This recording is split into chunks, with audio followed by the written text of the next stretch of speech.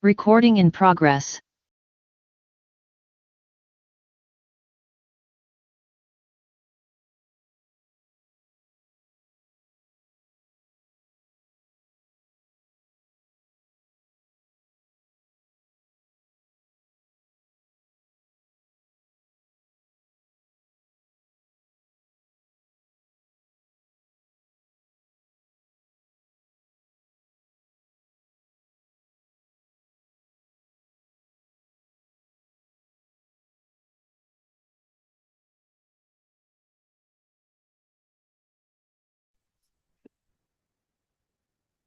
Good morning, good morning, honorable members. Good morning, esteemed champions, Kaizer Chiefs fans, and others. Good morning to, not sure if the ministers are here, the deputy ministers are here, I'm not sure, but it's a beautiful week, especially if you're a champion like me. I hope that you've all had a rested weekend. And I think let's get straight into the meeting because I can tell that Kaizer Chiefs are few and far between here. There's not even one saying Kosi so that I know that I'm audible. I can hear you, Chairperson. Bakania. It's okay. It's okay. We are here. The champions are here. The champions are here. Thank you. Thank you. This is what happens when people are just champions for once in a decade. And now we have to wait for 2035. You are going to be hearing from us until 2035 when Honorable Villagas. Thank you, colleagues. Can I ask that the Secretariat please puts up the notice of the meeting agenda?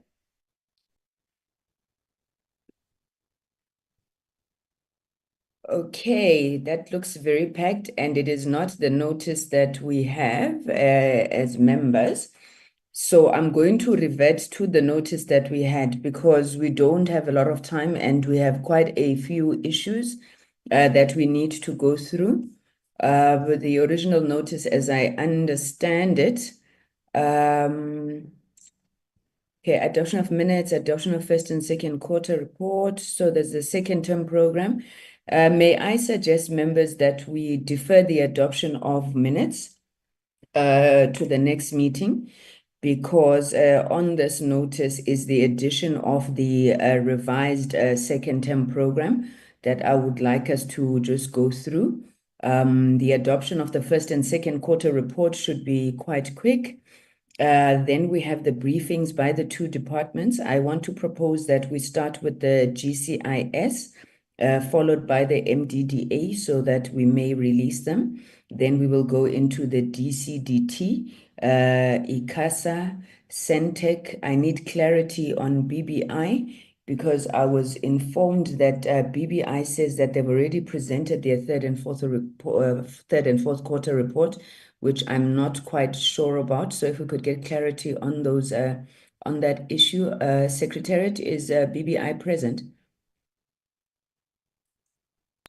I'll have a look, Chairperson, but you can just call them. We'll check. Okay. Oh, I saw Gift Soa. A gift is in the meeting. Okay, that would be correct. Honorable members, may I move for the adoption of the agenda, which is revised as follows. Number one, it's the adoption of the second term program. Number two, adoption of the first and second quarter expenditure report. Number three, briefing by the GCIS on their third and fourth quarter report, briefing by MDDA, and then lastly, the DCDT and their entities. May I please have a mover with those amendments or any comments, other issues members would wish to raise on the agenda? I move, Chair. Thank you, Honorable Shongwe. Sorry, thank you, Honorable Botlani. So the agenda is clarity. Yes, ma'am. I don't know if you are reading the same thing that we have on our screens. I am. Then I second them.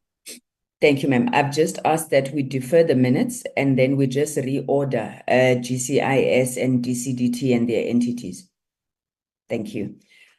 Okay, can we then go into the first item there, which is the second term program? I'm going to ask that Mr. Ngoma presents that particular program. I know that members had raised a number of issues around possible date changes and things like that in the WhatsApp group, but we felt that it was important that if we're going to make changes, we do it formally in the meeting. So we'll present the second term program as is, and then any concerns members would wish to raise on that, then we're able to go through them. Mr. Ngoma, if you could please take the floor. Good morning, Chair. Good morning, members. Good morning to the department and everyone else in the meeting. Thank you very much, Chairperson. Chair, the program was revised following the developments relating to the withdrawal of the budget, and which also extended the Parliament term until the last week of July 2024, as opposed to the previous program, which thus necessitated the amendment of this program. Chair, the first meeting is clear, except that now the minutes have now been deferred to the next meeting. And Chairperson, I know for this one that's coming, you're going to scold me together with the members. I'll take those whips, Chair. There would have been Friday, the 16th of May, for the consideration of the remaining entities' third and fourth quarter expenditure report. But what we did, Chair, we add and we had omitted the date of Tuesday, the 20th, on the program itself.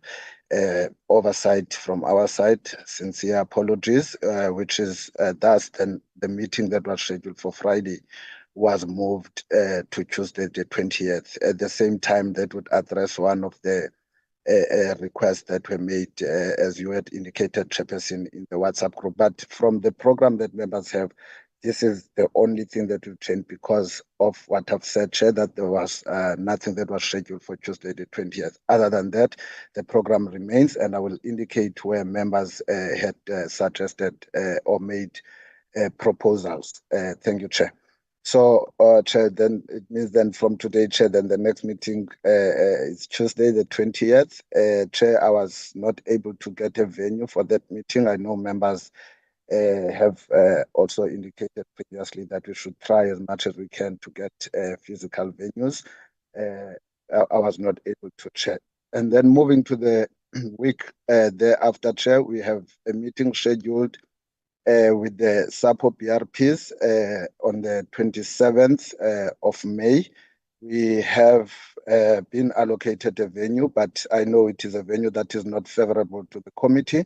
Hence, I have also just made a note that the committee to decide perhaps on a virtual platform, whilst Chairperson, on the other side, I also try to negotiate with colleagues from other committees. That is an administrative process that normally takes place behind the scenes to try and exchange venues with other committees. But if we're not successful there, then we would like the committee to decide on that meeting whether we proceed to the venue, which we know is not favorable, or would go virtual. Chairperson, the meeting that follows thereafter is the 28th of May. Briefing by the department on the SABC Sentech 150 million debt, and then also on the SABC Sentech signal distribution debt, including that 150 million via MEND, and also briefing by the FPB on regulating video on demand of broadcasters versus online streamers.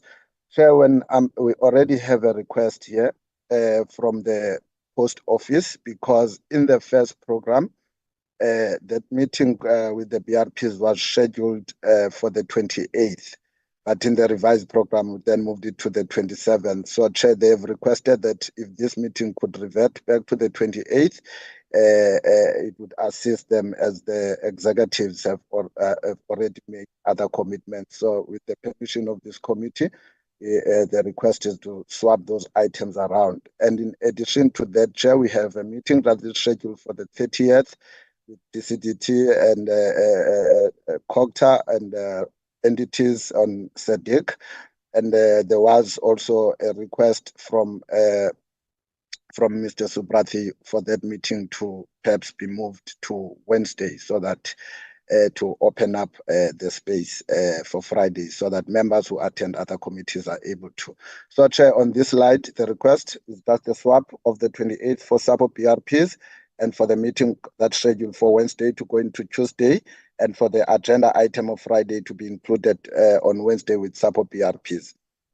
Moving forward, Chair, and safe to say, to indicate, Chair, that for Wednesday, we have a similar challenge in terms of the venue. But for Friday, the Friday will, if it falls off, then we would have been allocated a physical venue for that meeting. To move to the next one, Chair, it's Tuesday, the 3rd of June. We're looking at adopting the 3rd and 4th quarter reports, but we had also included DCDT there, but following the request for DCDT not to make presentation on the 4th quarter today, that adoption would be for the GCIS and 3rd quarter expenditure report, and then we'd find a slot where we'd adopt the GCIS and entities. On the same day, we also have the presentation by the Minister in the Presidency on the strategy for the sustainability of community radio station, including digitization, and also a briefing by MDDA on concerns raised around formulation of a strategy around community print media funding.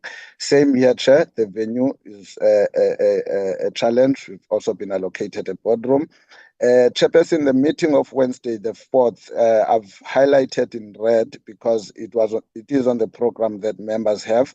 However, we have since received a request from the Standing Committee on Appropriations requesting that we schedule this meeting towards the end of July. They stated the reasons of unavailability at this time, Chair. And then to move forward, it's the Tuesday, the 10th, which is the presentation by original equipment manufacturers, which are yet to be identified by the content advisors, and also the adoption of reports on oversight visits taken by members. Those relate to an oversight visit to KZN on Mr. Vilagazi, and the MWC report, and the trip to India by Mr. Subrathi. We do have a venue, committee room S26 in the NCOP building, Chair. So this one will be a physical meeting. And then, Chair, on Friday the 13th is the long outstanding meeting with the MNOs. We are still to send this to them once it's been once this report has been adopted by this committee. But there has been communication with some of them to check their availability on the date, and members would remember that previously Telkom had indicated non-availability and also indicated that they would be available around this time. So we've managed to get a venue also for that meeting, committee room M46 at Marx Building.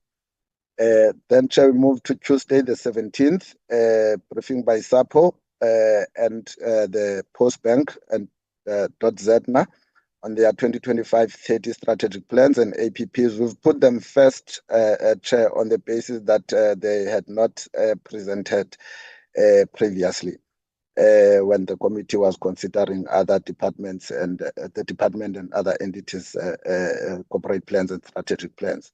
And then we've also put up Friday the 20th, venue being physical, committee room S12A, briefings by the department and its entities, those that had already presented their corporate plans and APP on any amendments to the already considered reports by the committee. We put up that meeting from 9 till 1. It is a Friday, so the time can be extended provided that there are too many amendments that have been made to the strat plans and APPs. And then the following meeting, Chair, would be Tuesday, 24th of June, is briefing by GCIS and MDDA on their 2025-30 strat plans and 2025-26 APPs.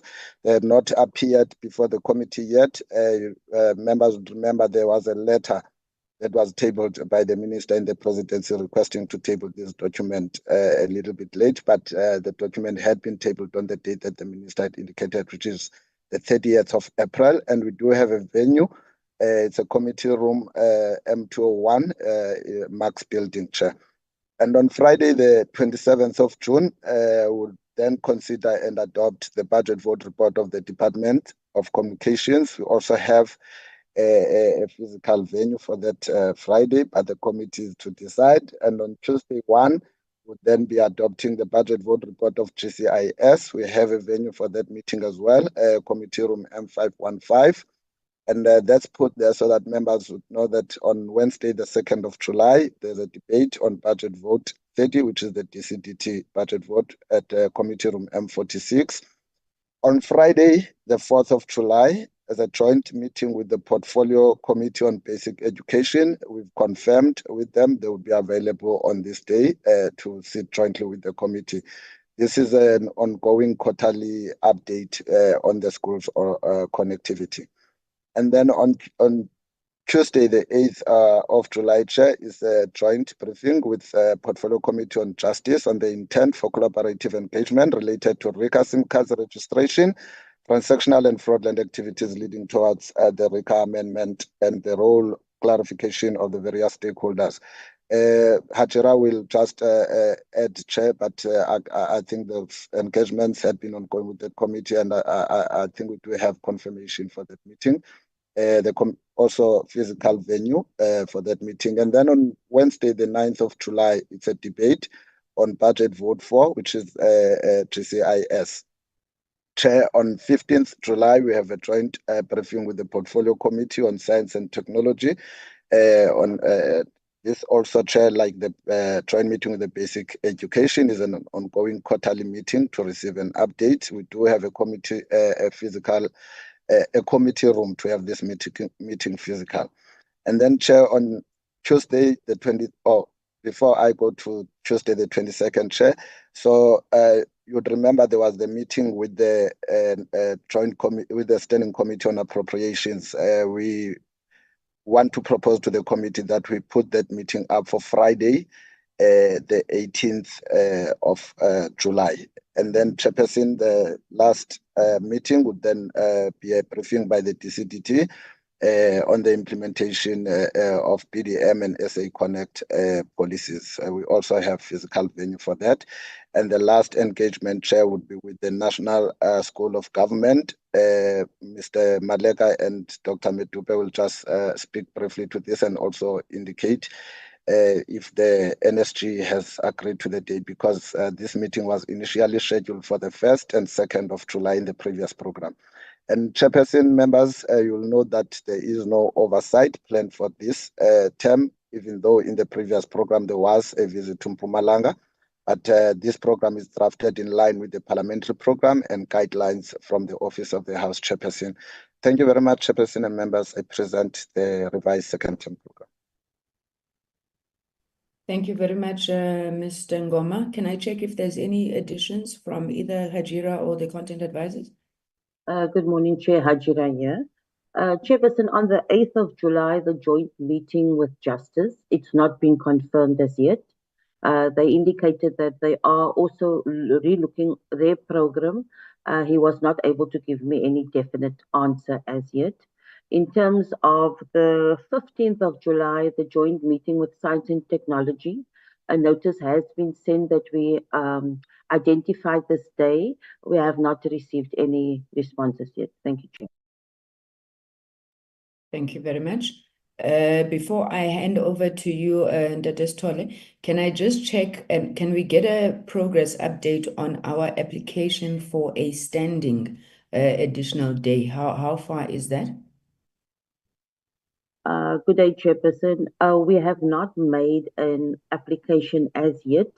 There were concerns raised after the fact by members in terms of the Wednesday, but going forward, we will do that, Chairperson, if it still stands. Thank you.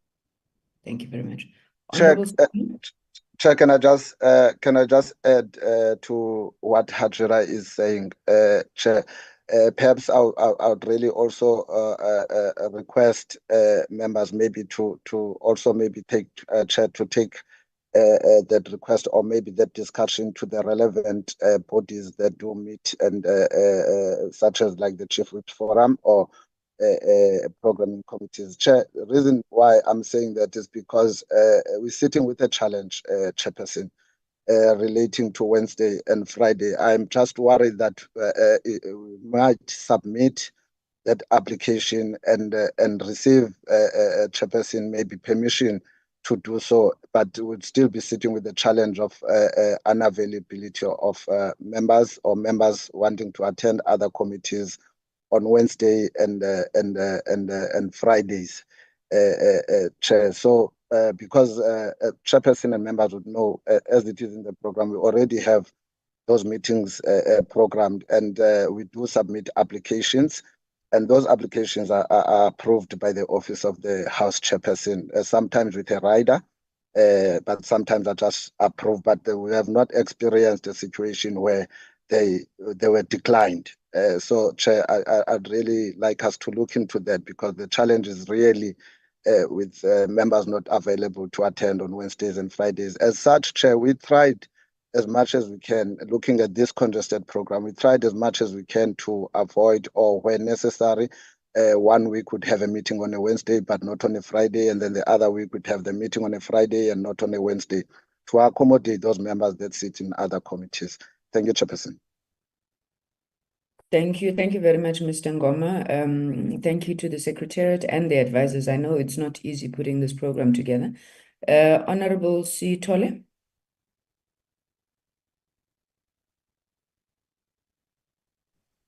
Thank you, Honorable Chairperson, and greetings to you and members and the officials. Honorable Chairperson, I'm worried about the issue of Wednesday, because I have raised it several times that the Committee of Public Work, of Women's Settlement, is sitting on Wednesday, every Wednesday. And then the second thing is that the ministers and the deputy ministers have indicated that sometimes they are sitting on Wednesday. But I see that the officials are prioritizing Fridays instead of for Wednesday. I don't know what logic are they trying to communicate to me about it.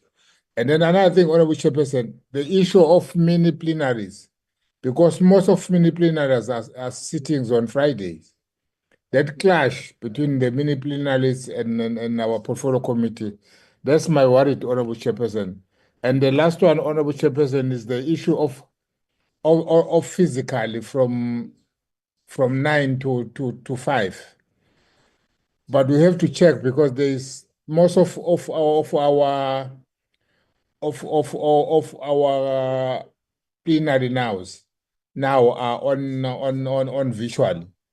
That they have to check the accommodation of members that are, because some members are not on a sitting on base days. They are just there as roster of their political parties. That need to be taken care of. Honorable Chair, thank you very much. Thank you, Honorable Sitole. Can I check comments from other members? I know that I'd also received a letter from Honorable Tambo. I'm not sure if he's in the meeting, where he wanted an item added onto the agenda. The item was basically on the issue of, I've noted you, Honorable Subrathi, on the issue of data expiry. And I think you also wanted that we have a joint meeting with finance, and I suspect with the MNOs. I don't have the letter in front of me. Now, I wanted to say on that matter, on this program, we already have an interaction with the MNOs, and perhaps the easiest thing to do would to just extend an invitation to finance if they would like to join us in that engagement. Honorable Subrathi? Thank you, Chairperson. Chairperson, let me also join Honorable Setole in expressing my concerns over the clashing days, and also appreciate what Secretariat has mentioned, that they've tried to find the balance between the two. For example, the committees that I sit in primarily are on Fridays, and Fridays are packing, but I hear Honorable Sotoli as well. So for us, it is a conundrum. Maybe, Chairperson, through you, we need to look at what are the prioritization of the term. I did make some suggestions in the group, for example, that there was one that was being held on a Wednesday, and I made some suggestions. I'm not too sure if Secretariat has taken that into account, if they've reflected upon that. So I just want to get a sense if they've taken that suggestions into account. And secondly, is also just to understand, is the program that is before us, Chairperson, in lieu of the fact that we've had to reorganize ourselves, is every item there an item of priority for this term? Or can we carry forward something maybe to the next term? Because I think one of the key priorities in this term would be to really get through our budgets, and that's really what's led to this rearrangement. So maybe through yourself, Chairperson, maybe you want to reflect on what are the key priorities for this term, and maybe if there's something that's not a priority, perhaps we should consider carrying it forward to the next term. Thank you, Chairperson. Thank you, Honorable Subrathi. Honorable Botlani. I just wanted to say, don't take our silence as not having anything to say. Our status quo remains. We are open to any other day with the consideration of the members and the issues that they have raised on having meetings for Wednesdays and Fridays, for example. Myself and Honorable Vilakazi serve on only this committee. So we will agree with whatever works for the committee. So hence we are silent. Thank you. Thank you, Honorable Botlani. Okay. What I'm going to propose, we really, Honorable Subrathi and Honorable Sitole, going to go back, I think as Honorable Subrathi suggests, look at what we can drop. But there will be instances where we can't drop something. For example, the issue of the business rescue practitioners who have already committed and requested, in particular, a Wednesday. I think we'll engage. Maybe let me say we can't drop it. We'll engage and see if that is possible. Are they in any way willing to consider, given the fact that we have also considered, and it's proving to be a difficulty for us because it's a Wednesday. Then we will look at what we've got on the Fridays.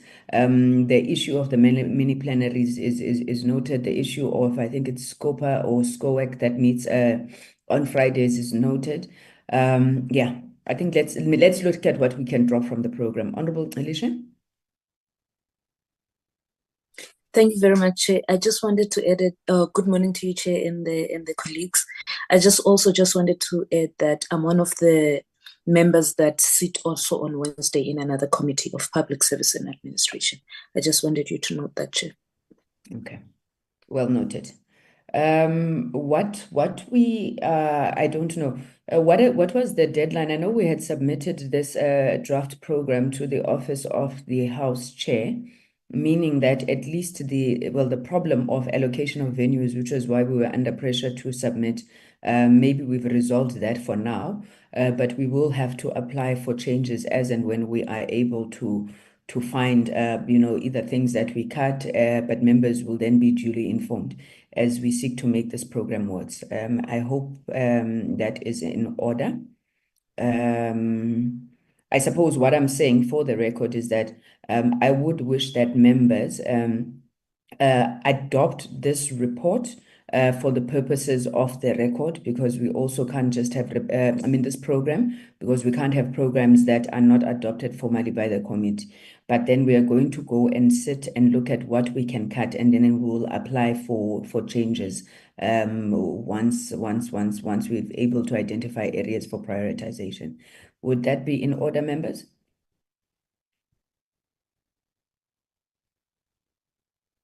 Honorable Subrathi, that hand, can I take it it's moving for the adoption? With the big disclaimer, a fiscal framework type of situation. Yes. I move for its adoption, subject to the chairperson's absolute sensitivity to points raised by myself and Honorable Sotil, and we trust that you will do the best to accommodate us. Thank you, Chairperson. I move for its adoption. Thank you very much, Honorable Subratha. Honorable Makubela. Good morning, Chairperson.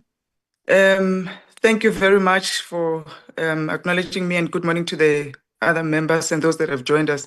Chair, you took the words out of my mouth. Do we need to adopt this program today? I would rather we await the amended program that we can engage on. We really don't want a situation where we have to take you now to court to reverse some of these things.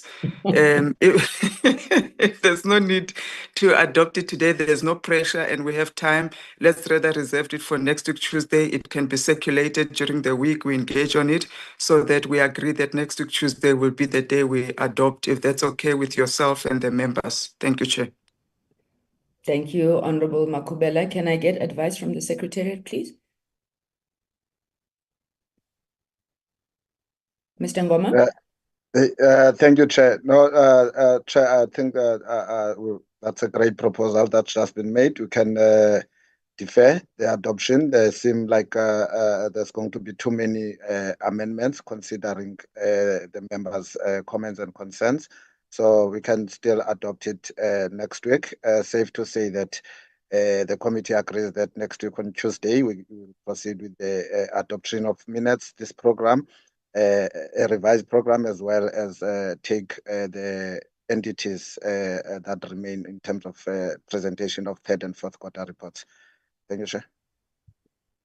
Okay, I think let's leave it at that. I think any technicalities then of having to change what is there, we'll handle it next week. So we'll defer the adoption of the program to next week, Tuesday.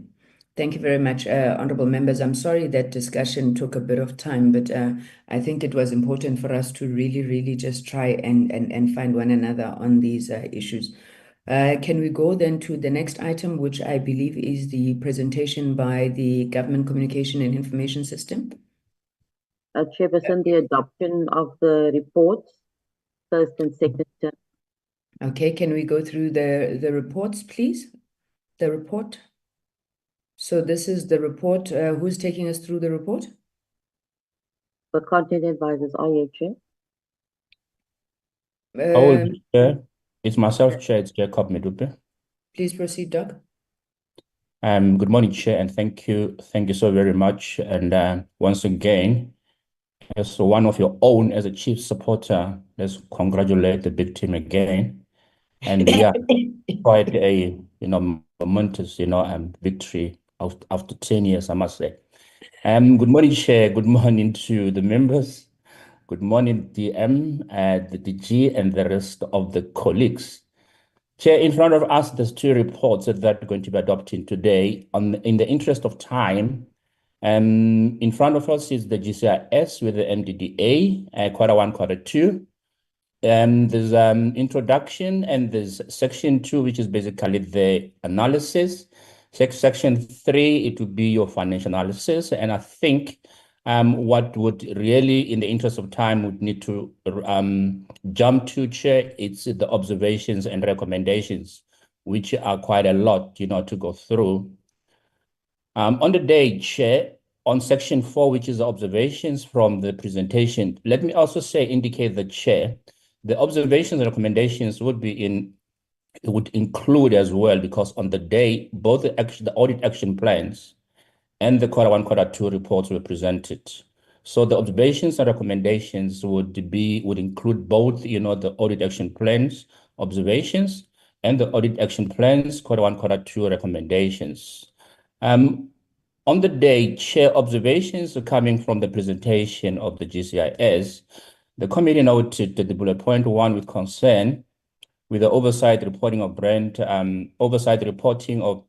South Africa, which is one issue which has been raised several times, that we would need to look into the issue of where is brand South Africa supposed to be sitting in terms of the oversight reporting, since the committee, it is approving its, the portion of budget that goes to brand SA. The second bullet point, the committee noted with serious concerns that the process to fill the vacant post took longer due to the dependencies on funding confirmations and the need for concurrence with the Department of Public Service Administration.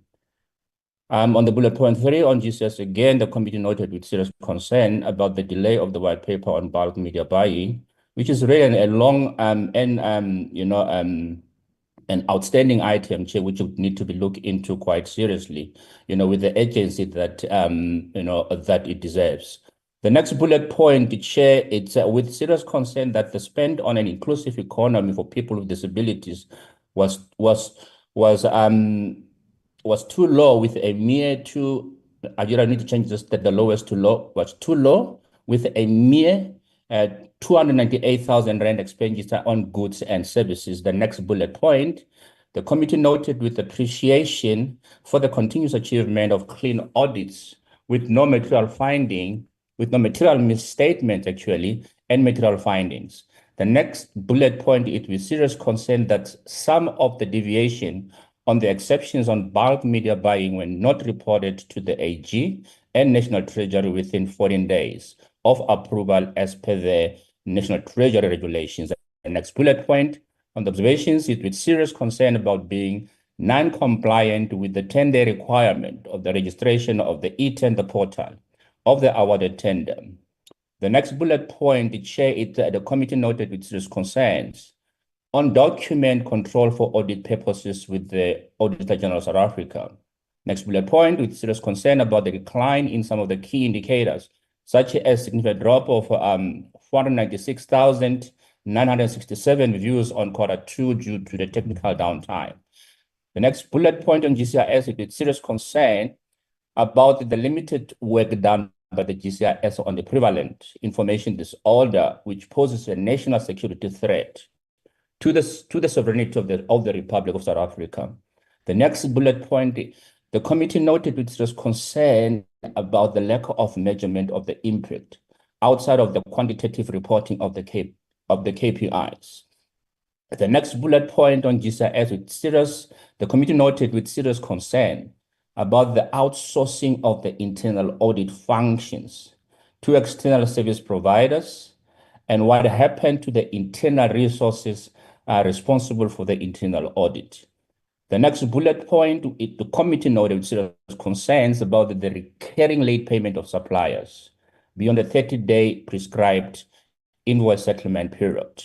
The committee also noted, Chair, with serious concern about the challenges around the invoice tracking system, which affected the optimal tracking of outstanding invoices. The next bullet point, the committee also noted with serious concern on GCIS that in the department report, there were no reflections on the performance of the government communication systems for the current medium-term strategic framework, MTSF, which is coming to an end.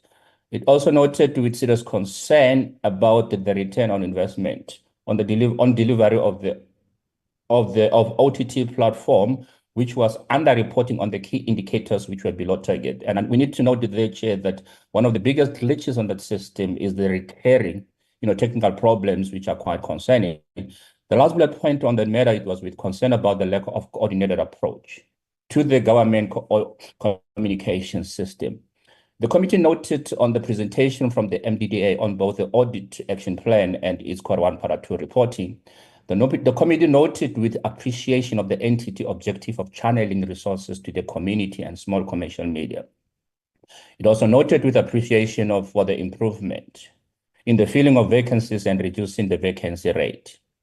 The next bullet point number 3, the committee noted with serious concern about MDDA not achieving employment equity targets for people with disabilities and people of different races. The committee also noted with serious concern about MDDA not meeting the target on the cybersecurity report, which needed to be submitted to the Audit and Risk Committee. The next bullet point, the committee also noted with serious concern about the ongoing challenges of limited funding for the agency to be able to fulfill its mandate.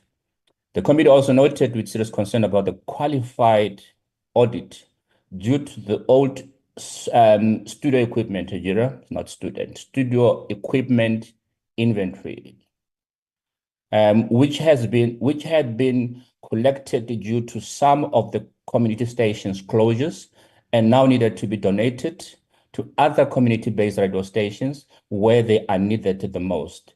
The next bullet point is with serious concern that some of the queries raised by the AG, such as the signing, Hajira, not the singing, the signing and submission of performance contracts by all the employees are yet to be cleared and still awaiting an updated HR policy to be signed by the board. With serious concerns about the governance and executive challenges experienced at the agency, with serious concern about the massive cost of the litigations and legal fees the agency has incurred. The second last bullet point, the committee noted with concern about the lack of a study on the saturation and whether the media development and the diversification have been achieved after the proliferation of community radio stations which are contending for the same listenership. The last bullet point on the MDDA with serious concerns that the structure of the MDDA is top-heavy, given that there are many executive directors with a very small staff complement at the level of junior staff members, and this has resulted in a bloated salary bill. Recommendations on the department on GCIS. In relation to the department, the committee recommends that the minister should ensure that GCIS resolve the relocation of brand SA2 to the committee for oversight and reporting purposes, since the committee approves its budget vote, Hajira. The second bullet point on recommendations, it's budget votes. It's budgets vote. The second bullet point, ensure that GCIS fills all the critical and funded vacancies by the end of the third term. The third bullet point, ensure that the white paper on media bulk buying is finalized by the end of the next term, which is the third term. Ensure that there is a more economic inclusivity with improved allocation of business to people with disability. Maybe just for an emphasis on the third bullet, Chair, we have intentionally indicated that this white paper would need to be completed as a matter of urgency. Hence, we made a determination that we really would need to speed up that point. At least by the third term, by end of third term, there should have been some traction in the finalization of the white paper. It's really been long overdue. The fifth bullet point, the minister would need to ensure that there are stringent controls on the deviations where there is a procurement without prior delegated approval, and the committee will need a progress report by end of this term, which is the second term. Ensure that all the National Treasury rules are adhered to on the 10-day lead time on the registration of all the awarded tenders. The minister must also ensure from the GCIS that the development of the contract management system is fully functional for proper recording, proper record keeping and contract management for compliance with the audit practices, and report back to the committee by the end of the second term. The next bullet point, the minister at the GCIS should ensure that the invoice tracking system is functional and invoices are paid within a prescribed 30-day period. And the next bullet point on the recommendations, Chair, the minister would need to ensure that there are comparisons of the quarter under review to the previous and similar quarters in the previous financial year to indicate previous financial year, Hajira, in the previous financial year to indicate the inconsistencies or improvements where there was a need. The next bullet point under recommendations, the minister would need to ensure that a report is tabled by the end of the second term on the return on investment on the ATT platform, which has been unstable and not able to achieve the critical indicators due to the recurring downtime of the service. The next bullet point, the minister would need to ensure that there are adequate measures to combat the misinformation disorder, which is likely to compromise the national security and stability of the country. The next bullet point on recommendations, Chair, the minister would need to ensure that there's a clear collaboration between GCIS and DCDT to combat misinformation disorder.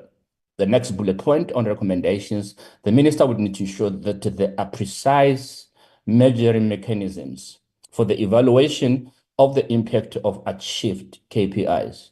The next bullet point, and the minister will need to ensure that GCIS provide the cost of the outsourced internal audit functions and reports on the internal resources previously used for the function. The minister will also need to ensure that measures are put in place on the timeless payment of invoices and report back to the committee by the end of this term, which is the second term, on the implemented interventions. And finally, the minister would need to ensure that there is explicit coordination and on consolidation of the government communication system across all the government departments, nationally, provincially, and locally. In relation to the MDDA, the committee recommended that the minister should ensure that there is improvement in the recruitment process in meeting the employment equity target, particularly for people with disabilities and of different races.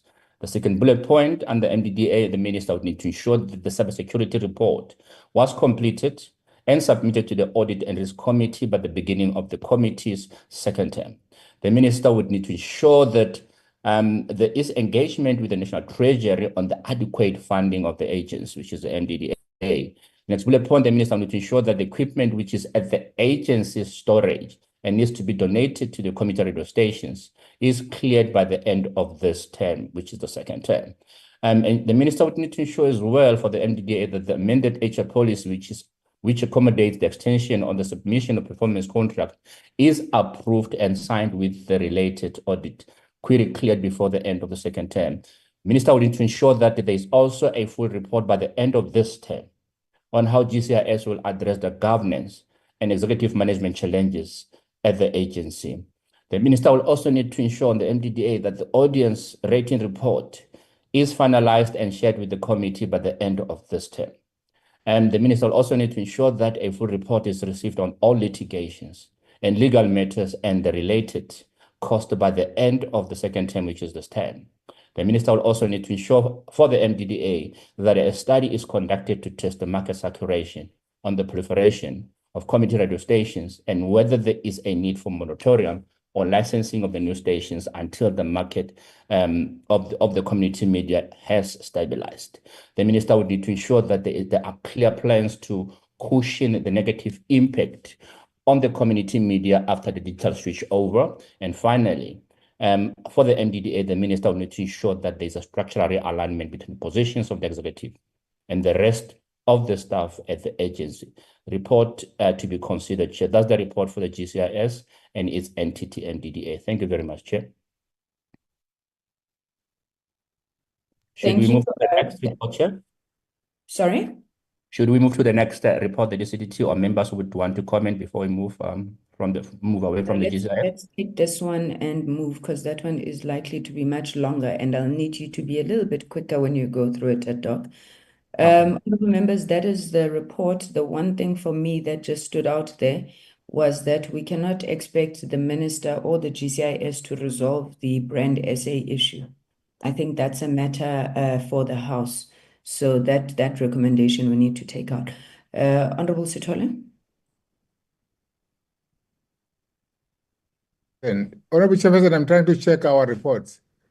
Is not going to be impact on the budget introduction on the 21st of this month, because some of our recommendation supposed to talk to our departmentary project. Thank you very much. Thanks, Honourable. Sorry, maybe let me just respond to that before we take other hands. These reports are on remember the first and second quarter expenditure reports. So they are rear-looking, not forward-looking. We still need to receive the GCIS strat plan and corporate plan, the annual performance plan, and budget for the budget vote. So this is looking at old matters from last financial year. Any other comments? You want to come back, Honourable Sithole? I'm fine, Honourable Chair. Thank you. Colleagues, any comments, additions, subtractions, movers for the adoption of the GCIS first and second quarter expenditure reports? and audit action plan, sorry. I move, Chair. Thank you, Honorable Bodlani. Honorable Matafa? I second, Chair. Thank you very much. Honorable Makubela? Thank you, Chairperson. As MK Part, we just want to reserve our vote on this one. Thank you. Thank you. MK reserves their vote on the report, if that can be noted. In terms of process, just to indicate, I know that the leadership of the GCIS is here. I'm not sure if the DM is here. This report we would then adopt with the reservation of MK. It will be then sent to the speaker to communicate through to the leader of government business, and we expect that the department will look at the comments, the observations, as well as the recommendations of the committee. If there are any issues on the report, we would then expect written responses on those issues, but we will be tracking the implementation of these recommendations, which brings me to a point that we had agreed at some point, advisors and secretariat, that we need to get feedback on the implementation of the recommendations that we make. Honorable Bodlani, your hand was up. It's gone down again. No, Chair. I just wanted to make the same point to say there's I think 1 or 2 tracking tools that the portfolio committee has adopted. Perhaps if we could just be given those so that we know where we are. So you have covered me. Thank you very much. Thank you. Dr. Madupe, we may move to the next one. Thank you very much, Chair. The next report is DCDT and its entities, and also the report would include both the audit action plan and the quarter 1, quarter 2 for both the departments and the entities. Hajira, section 4. Observations? In the interest of time, Chair, I'll just run through the observations and recommendations again.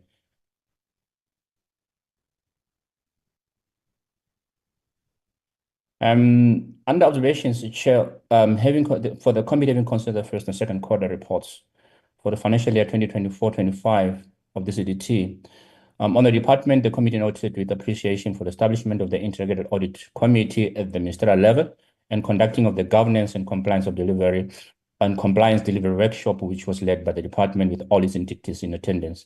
With appreciation that the department has received a clean audit and similar best practices would be used to assist entities in improving their audit processes.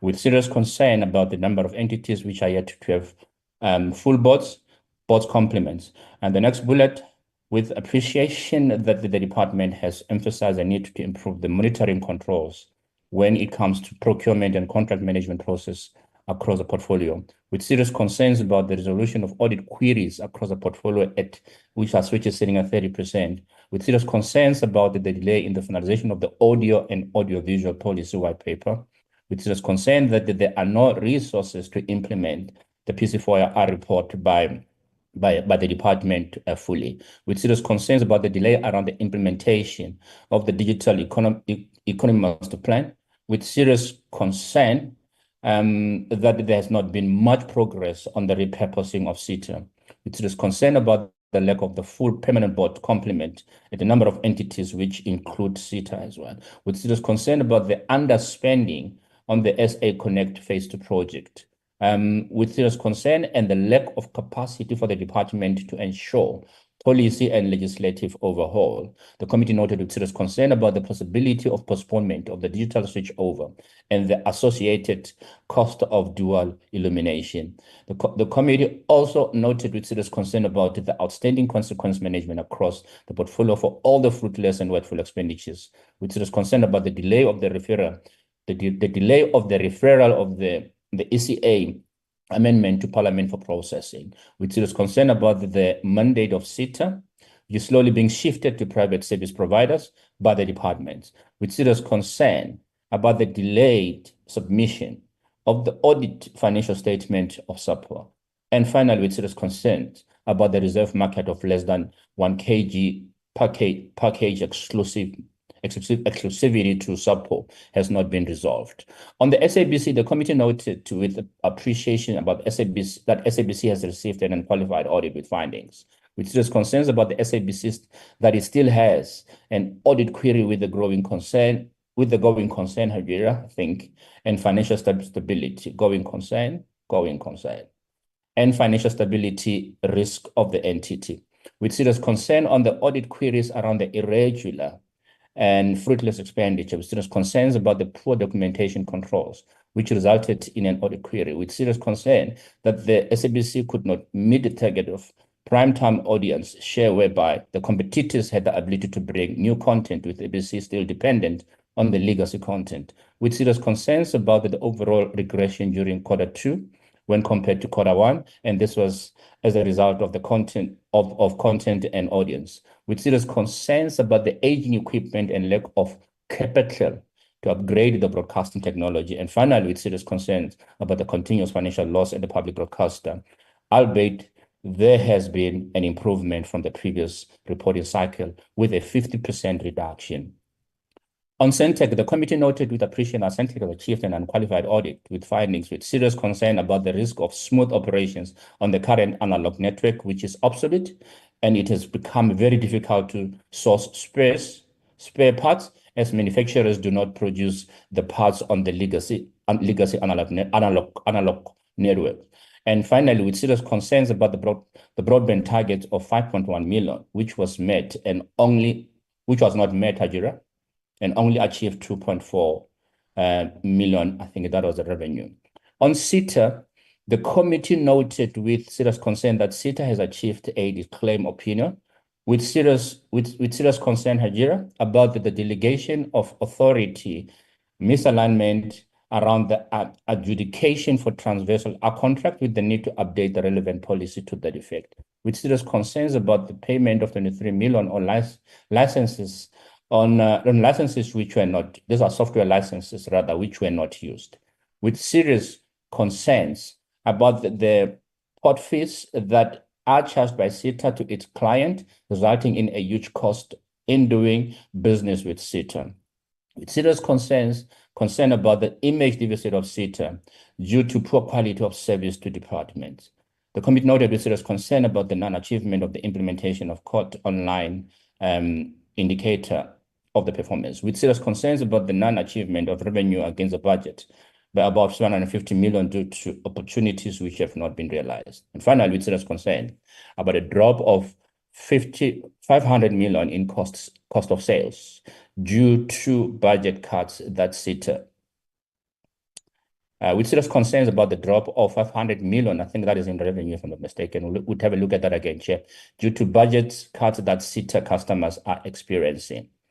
On FPB, the committee noted with appreciation that FPB has received an unqualified audit with findings, with serious concern about not meeting the target on the classification of content in terms of age ratings, with serious concern of not meeting a target on analysis of child sexual and exploitation material, with appreciation for the use and implementation of technology for content moderation, with serious concerns about most of the critical positions being in acting capacities, with serious concerns about poor record keeping on accounts payable, which has resulted in the entity overspending, with serious concerns about the traveling expenses and the number of accidents which has resulted in fruitless and wasteful expenditure, with serious concern about the lack of capacity for FPB to regulate over-the-top online content, with serious concerns about the FPB not meeting the victim support indicator.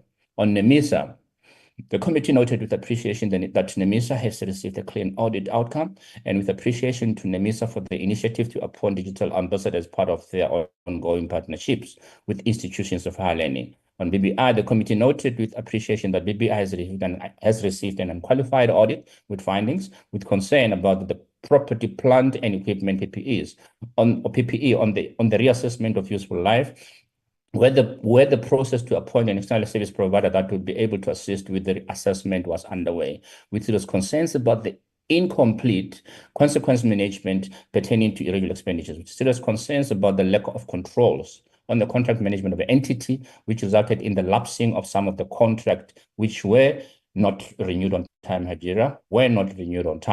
and finally, with serious concern that BBI opened the year under review with a fruitless and wasteful expenditure of 109 million, and the entity is yet to apply for condonation.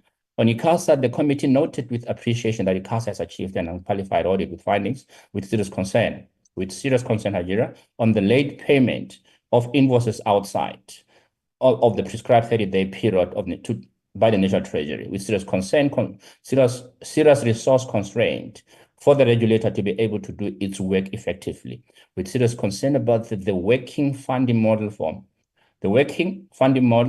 for the regulator to be able to do its work, with serious concern that the SCM processes were not automated and are still manual, with serious concern about the aging of test equipment used by the regulator, with serious concern about incurring fruitless and wasteful expenditures due to non-payment of invoices on time, with serious concern on the ongoing non-compliance of the committee registrations as part of licensing conditions, and finally, with serious concerns on the serious concern about the inability of the regulator to attract critical expertise due to affordability in areas such as finance and supply chain management. On USASA, the committee noted with appreciation that USASA has achieved an unqualified audit findings, with serious concern that USASA was unable to account for inventory on the BDM project, and this resulted in adverse audit findings, with serious concern on variation of the proof of evidence between Sentech and the agency due to the unverified POE for invoicing between the two organizations, with serious concerns about the prolonged investigation of regular expenditure,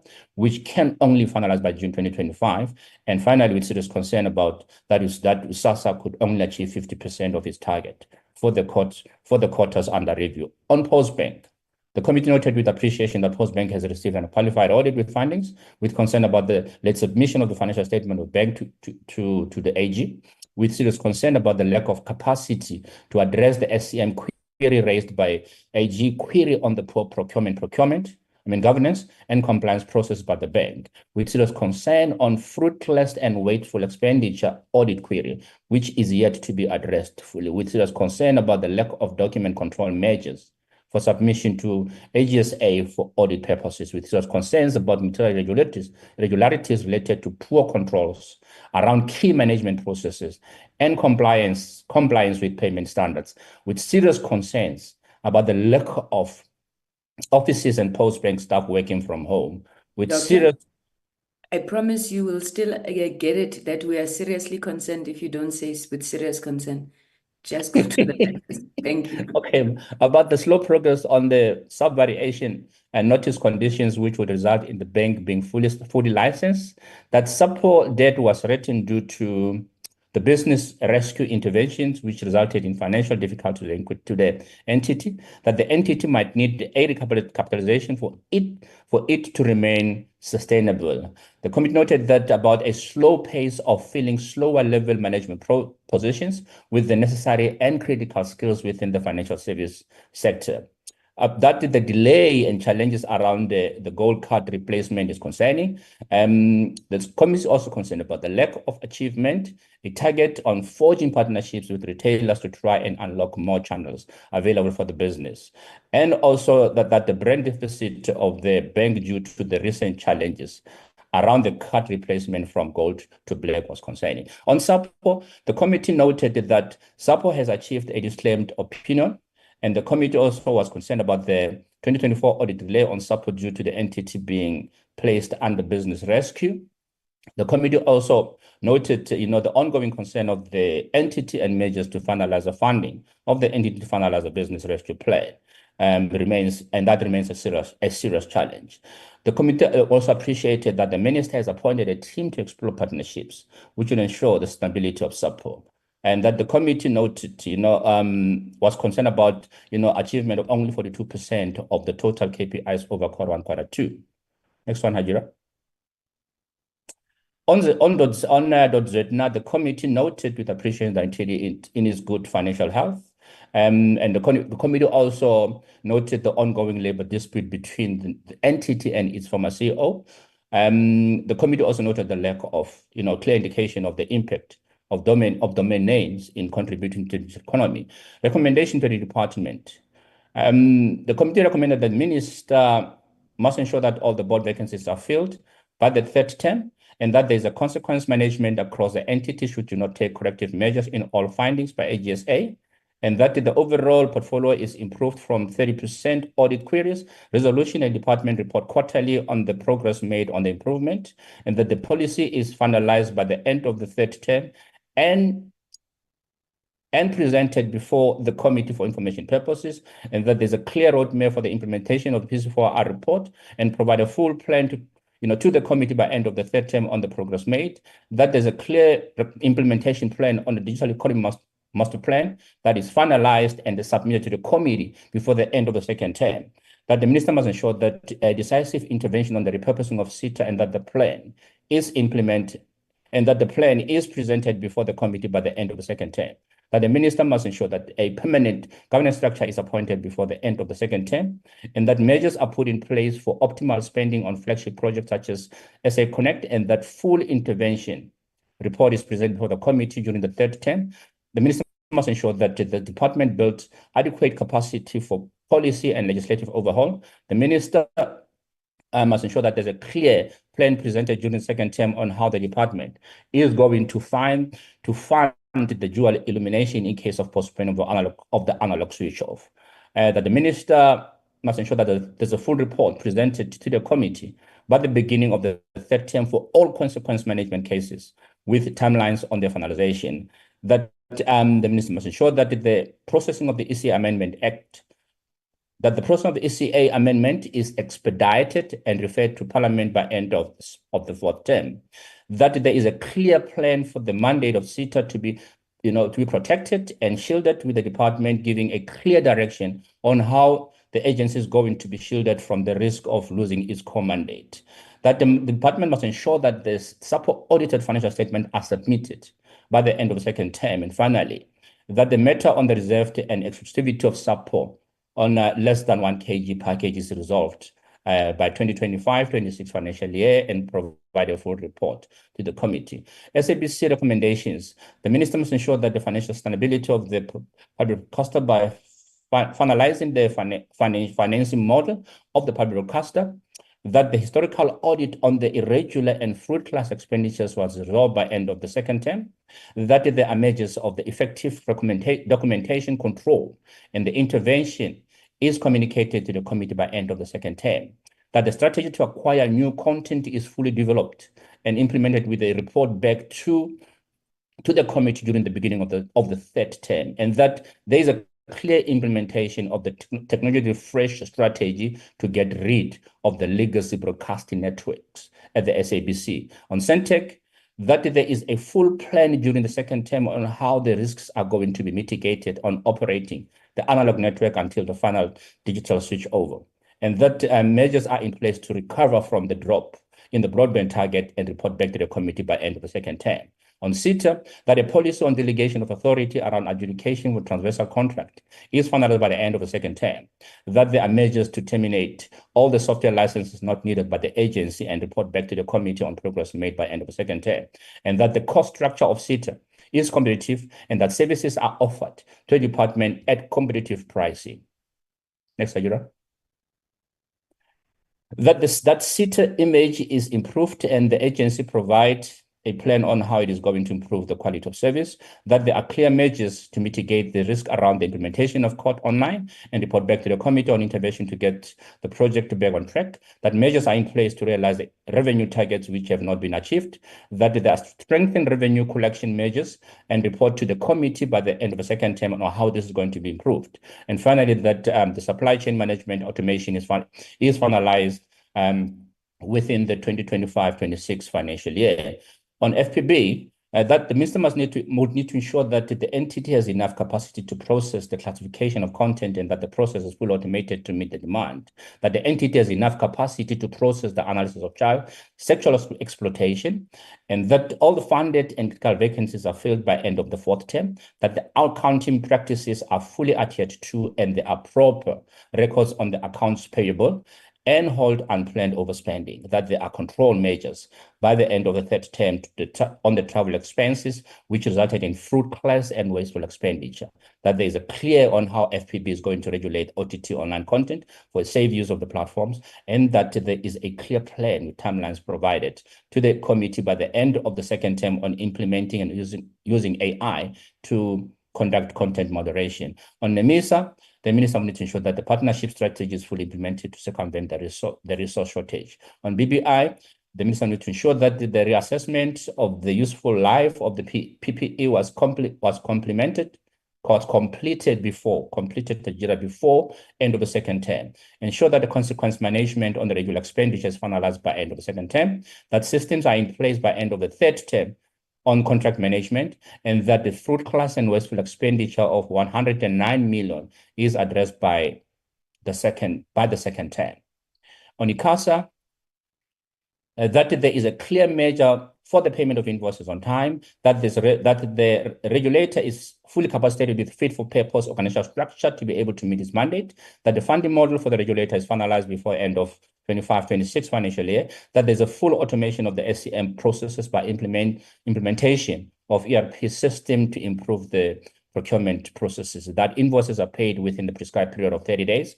And finally, that clear measures are presented to the committee during this term on how ICASA, during the second term on how ICASA will assist the community radio station to remain compliant. That there is, on ICASA, that there is a credible inventory record for the Broadcasting Digital Migration BDM project to eliminate possible financial losses to stock unaccounted for, that a full report is provided to the committee by end of the second term on the stock which could not be accounted for and found on the BDM project, and this will have to include measures to hold accountable those involved in the anomaly, that a full audit is conducted with full report to the committee, full report to the committee by the end of the second term on the inventory record between USAF and Sentech to account for the stock held by the affected entities. Ensure that the proof of evidence and the invoices between USAF and Sentech are aligned for verified POE before payment of invoices. That the investigation of the irregular expenditure is finalized by the beginning of the third term, and the full report is provided to the committee with full consequence management measures put in place. And finally, that there is a full intervention on how the agency will improve its performance and report back to the committee at the beginning of the third term. On Postbank, that the entity can submit financial statement on time for the financial year 25-26 for compliance and clearing of this audit query, that the SCM policies and standard operating procedures are adequately addressed by the end of the second term, with full report and measures undertaken to remedy the situation, that the audit query on the fruit-class wasteful expenditure is addressed by the beginning of the third term, that proper documentation control system is in place by the end of the second term, that the bank establishes stringent controls on management processes and compliance with payment standards by the end of the second term, that the entity procures the office space before the end of the second term for the full operation of the bank, that the variation notice condition is lifted by end of the fourth term,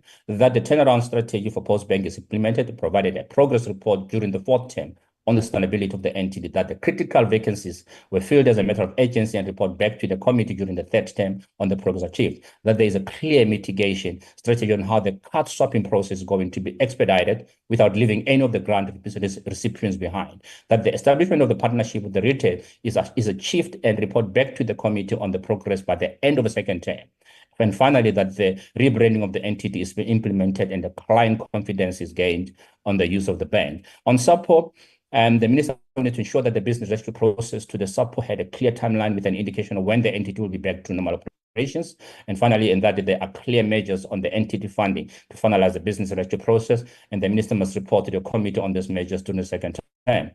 So lastly, on the Zedna recommendation, that the minister will need to ensure that the labor matter between the entity and the former CEO is resolved within 3 months, report back to the committee with an update. And finally, the minister will need to ensure that a full assessment report and the impact that the domain name has contributed to the digital economy is available by the beginning of the third term.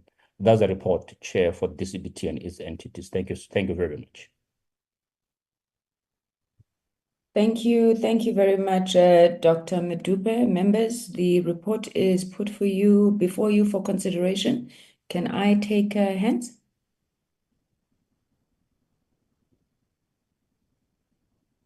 Seeing no hands.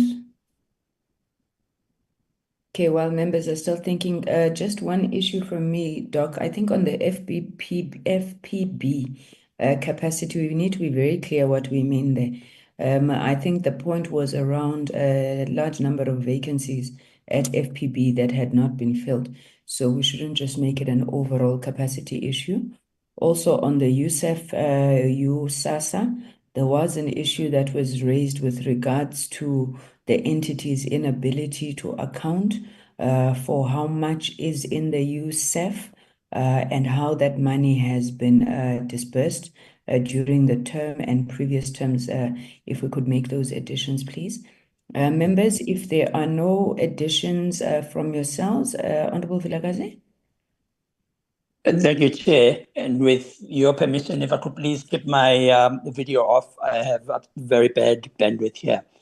The comment is really more on the monitoring of such reports, Chair. There's so many follow-up items. I don't know how that we can keep track of them all without a proper monitoring tool and a way of ensuring that we get feedback on an ongoing basis or at various points in the course of the year, say, on all these issues that were raised. My colleague, Honorable Bodlani, mentioned something about a tracking tool. I wonder if there actually is such a tool, because this is a lot. It means that a lot of work has been done, but there is the real danger that all of this just never gets followed up upon and ends up being useless, Chair. Thank you. Thank you, Honorable Vilakazi. Honorable Stolle? Then to Honorable Chairperson, mine is just that if they can put some time frame on other other recommendations, and then I support the report, Honorable Chairperson.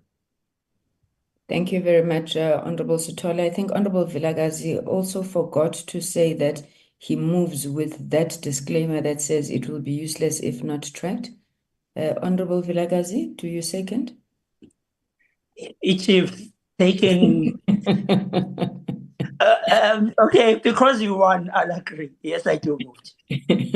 Thank you, Honorable Vilakazi. The report has been moved and it has been seconded. Honorable Makubela? Thank you, Chairperson. Again, MK would like to reserve his vote on this report. Let it be noted. Thank you. Thank you. MK reserves its vote on the report, and that shall be duly noted. Thank you very much to the advisors, as well as the Secretariat, for putting together that report. Once again, to indicate that it will then, since it's adopted, be sent through for processing to government, and we would expect any comments, barring comments, implementation from the department.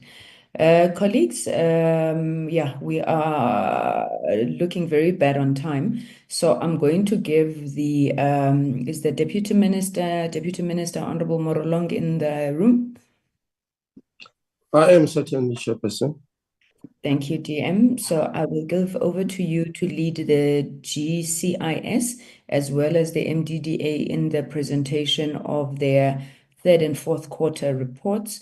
And to indicate, we're rushing this. We do apologize, but we have said once we get into now this new year, we will try and ensure that we get these reports once a quarter as soon as you finished the report, so we don't have to go through this long process each time we have to deal with the reports. DM, over to you. You have until... No, sorry, DM. You have 30 minutes for presentation collectively. We're trying to make up for time. My apologies there, DM. Thank you so much. No, thank you very much, Chairperson, and good afternoon, good morning, rather, to members of the Portfolio Committee, to the Deputy Minister Gungubele, and to all colleagues in the platform from different government entities.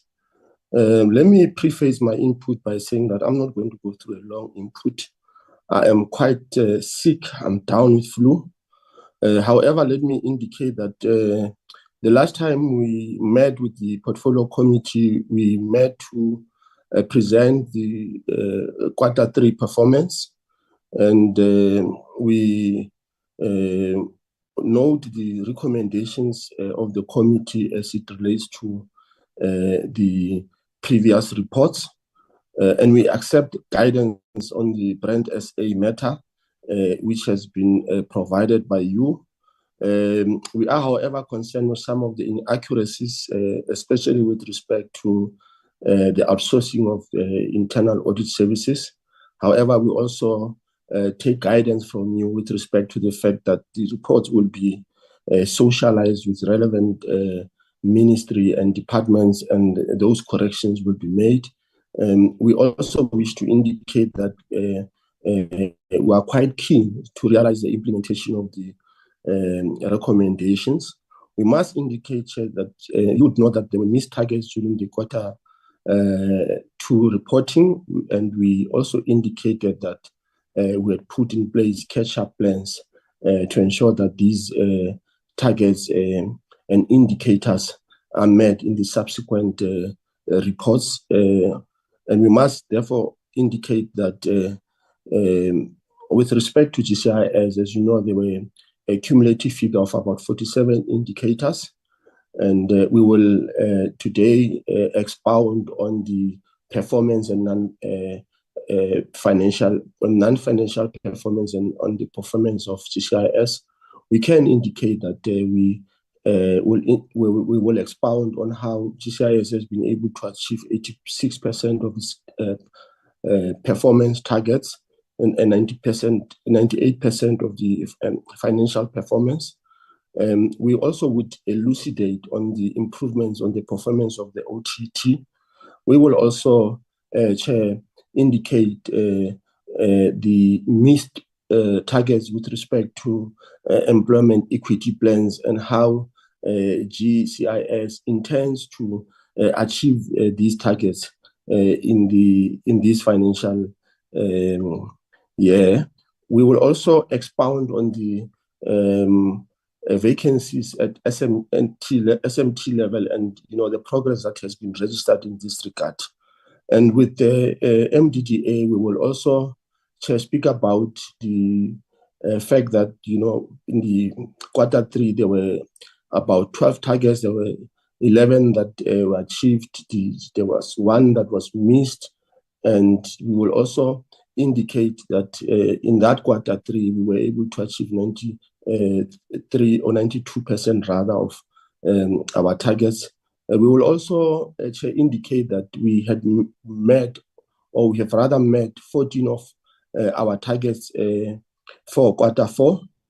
And this would then give us a cumulative performance of 100% non-financial performance. We will also speak on missed targets on employment equity.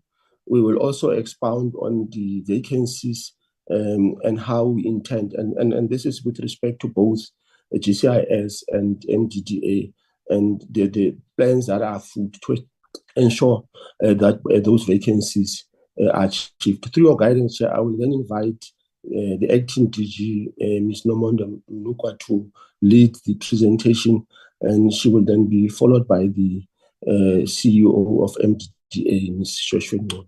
Thank you very much. Good morning, Chairperson, honorable members, and the ministers, the deputy ministers, and all colleagues. Sorry, Acting DG. Can I just check, Honorable Vilagazi, is that a legacy hand? Could you please take it down if it is? Thank you. You may proceed, Acting DG. My apologies. Thank you so much, Chairperson. Chairperson, because you have indicated on the issues of time, let me just allow the head of strategy, Ms. Nomkosi Peter, and the CFO, Ms. Dobisa, so to quickly take us through the presentation so that I don't repeat what has already been said and what they will say. Thank you. Nomkosi, over to you. Good morning, Chairperson, Deputy Ministers on the platform, as well as honorable members and colleagues. Recognizing that we have lost significant time, I will summarize performance for both quarters 3 and 4, highlighting the key campaigns that were implemented in the corresponding periods, and then spend some time focusing on those indicators that have not been achieved and providing reasons for the non-attainment of those indicators. For the 2024-25 period, the GCIS had identified key campaigns that it would spearhead in ensuring that these are communicated and that they form the bulk of communication initiatives for the period under review. In addition to the campaigns of economic recovery, GBVF, and crime and anti-corruption, the GCIS also undertook a new campaign in the period that was initiated in the period commencing in October, aligning with the assumption of the chairmanship of G20, as well as the SONA and the back to school campaigns that were implemented in Q4. For both the periods October to December, as well as January to March 2025, the performance against predetermined objectives was attained at 86%. And if we compare this with the preceding periods of the corresponding periods in the 23-24 financial year, you will note that in 23-24, Q3 was at 78%, and it subsequently rose to 86% in 24-25. And in 23-24, Q4 was at 85%, and this has been maintained on par with the 86% that is currently being reported. The departmental vacancy rate stood at 5%, but this is calculated against the funded posts. And the details will be provided around how the 27 posts that were prioritized for the financial year, what progress has been made in filling those, and what have been the challenges associated with the recruitment processes. If we then move to the slides that speak to the indicators that were non-achieved for quarters 3 and 4, the indicators that were not achieved. Next slide, Sadia. Next one. Thank you. This one.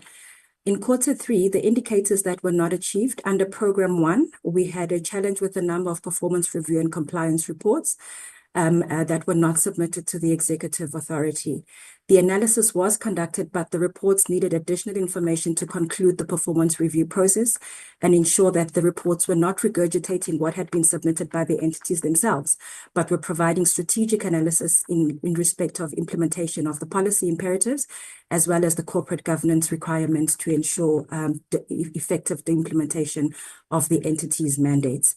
Under Program 2, the number of page views on GCIS managed websites, we experienced challenges around the inconsistent content updates, and because of this, the target of 54 million page views was not achieved. We also experienced downtimes in respect of the network, and this impeded the navigation of the site, which encouraged users from returning. And this has led to a review of the search engine optimization, as well as the back-end aspects of our digital platforms. Next slide. The percentage growth in followers, we had a significant upsurge in the first quarter, which with the introduction of the WhatsApp platform.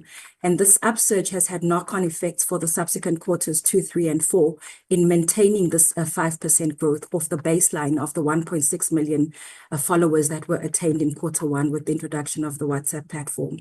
The percentage of approved media buying campaigns, we had 21 campaigns that were initiated in Q3 that were carried into Q4, but were not finalized. And because the evidence of flighting was not available as at the end of the quarter, and that the campaigns flighted into the first quarter of the current financial year, we couldn't report those as achieved. The number of national government campaigns implemented, only 6 campaigns were implemented in Q3 because there were delays in the kickoff of the foodborne campaign, which was only approved for implementation in Q4. Finally, under Branch 3, the number of reports on the implementation of the cluster communication program, the social cluster delayed the presentation of the November report as the cluster was seized with finalizing its inputs into the MDDA process that needed to be finalized before the sitting of the Cabinet Lekgotla. Next slide, Sadia. For Q4, the indicators that were not achieved, if we could move to the next slide.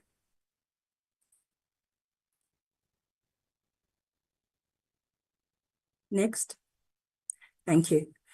Under Program 1, the indicator on the percentage of digitization strategic projects implemented, over and above the projects that were scheduled for implementation in the financial year, business units introduced 3 ad hoc projects that were prioritized by the Office of the Government Information Technology Officer. And that meant that one of the prioritized projects that was due for completion by the end of the financial year was put into abeyance to accommodate business needs. Under Branch 2, We again are reporting against the percentage of approved media buying campaigns that were not implemented for reasons similar to the ones espoused for Q2. The indicator on the number of community radio stakeholder workshops that were held to contribute towards innovation. The GCIS opted to support and participate in workshops of this nature that would be hosted by partners. And these were scheduled for the first quarter of the 25-26 financial year. We then were only able to host one of the 2 planned workshops, and this has been impacted on the overall performance for the financial year.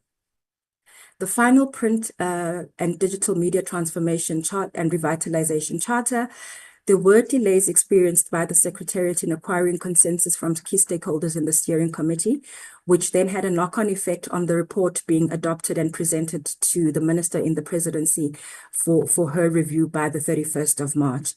And the white paper on government-wide communications, the process has been put on hold, pending further guidance from the Executive Authority on how best to implement the introduction of a policy instrument for the government-wide communication system. Under Branch 3, the number of communication training opportunities that were availed, while this target was not achieved in Q4 because of the fact that no training was scheduled for January 2025 and the training that was planned for February was subsequently postponed. However, I can report that the overall annual target for this particular indicator has been achieved. I'll then hand over to the CFO chairperson who will speak to the financial information. Thank you very much.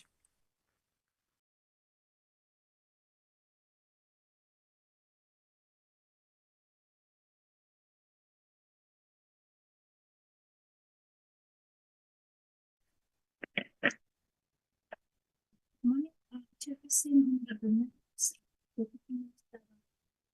colleagues.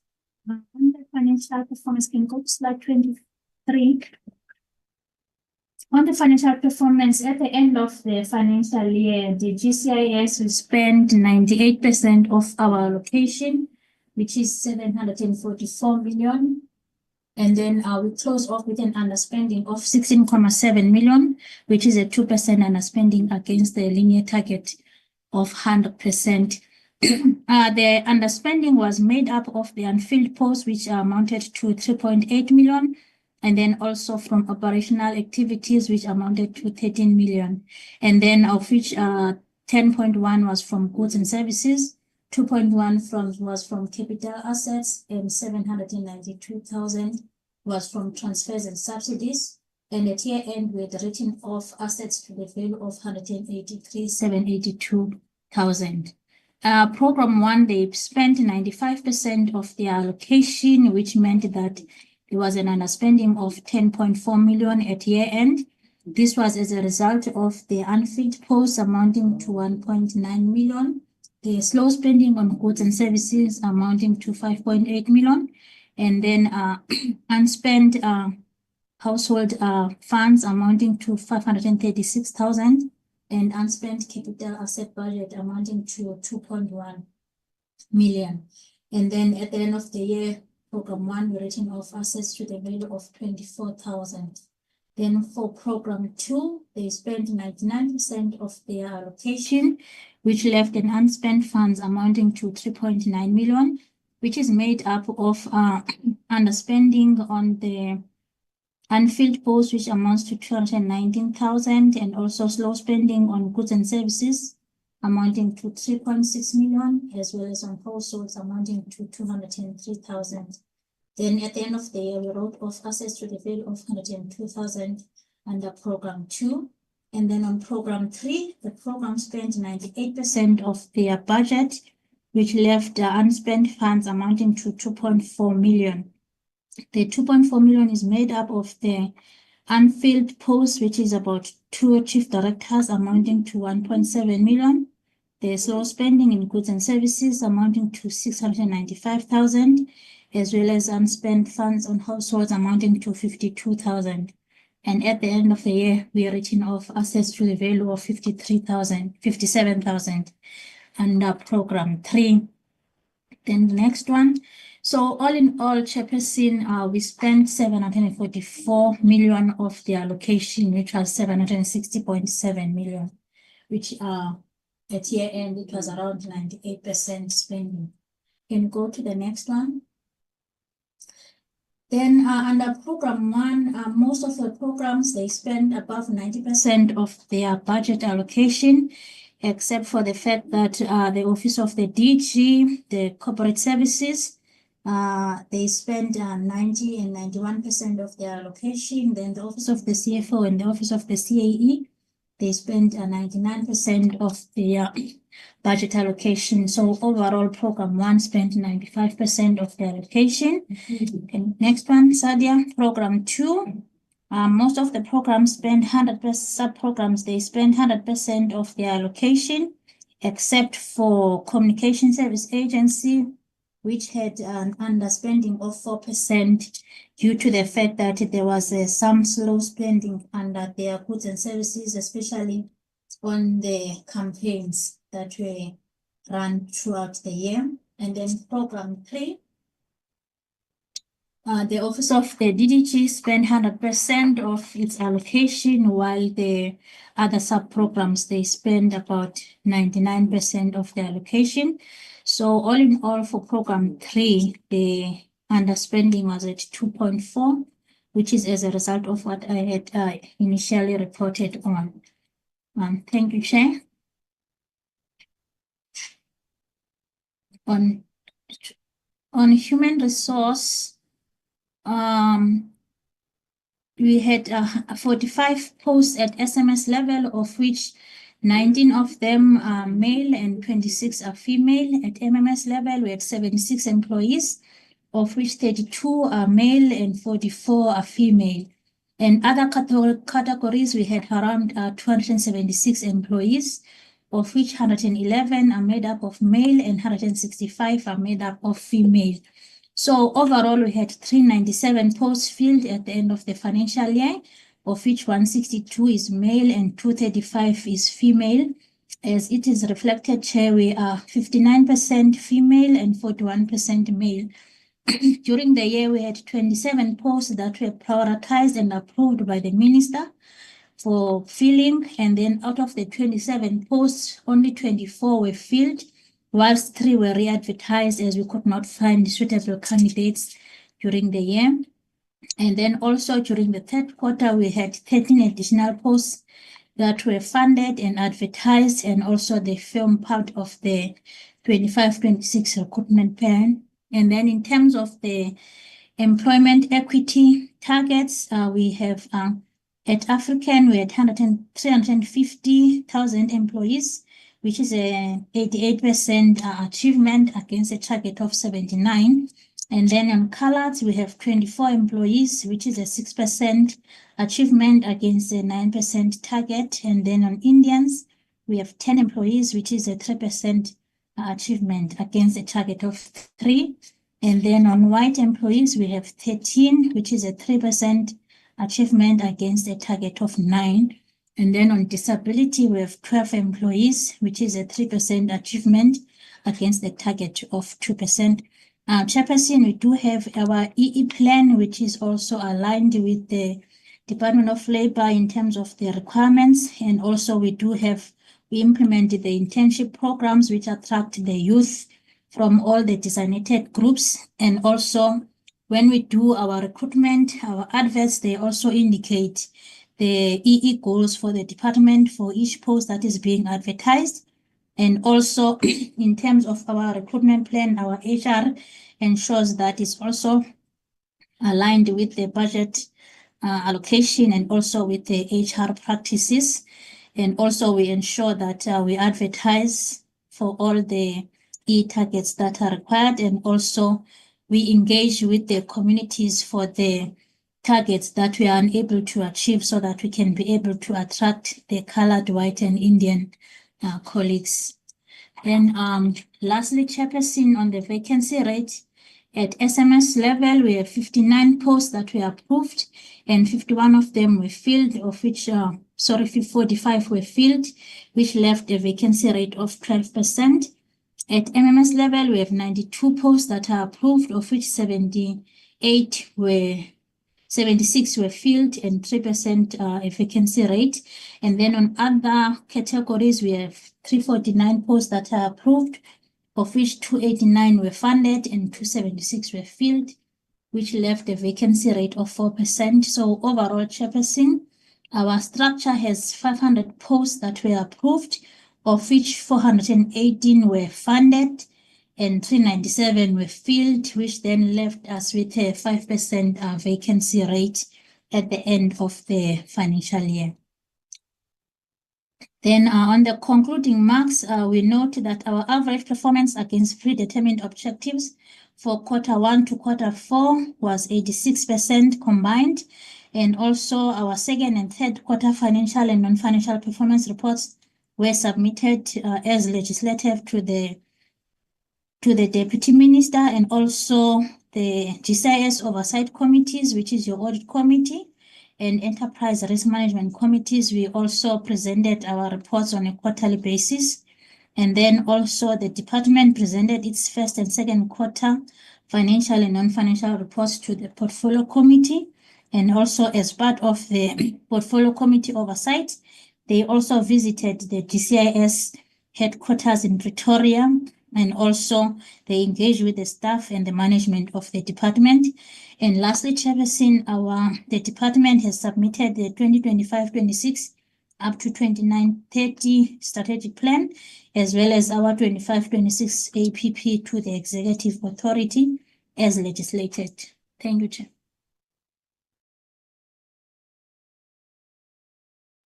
Thank you very much. Could we take the the MDDA presentation? I'm not sure if the chair of the board of the MDDA is present.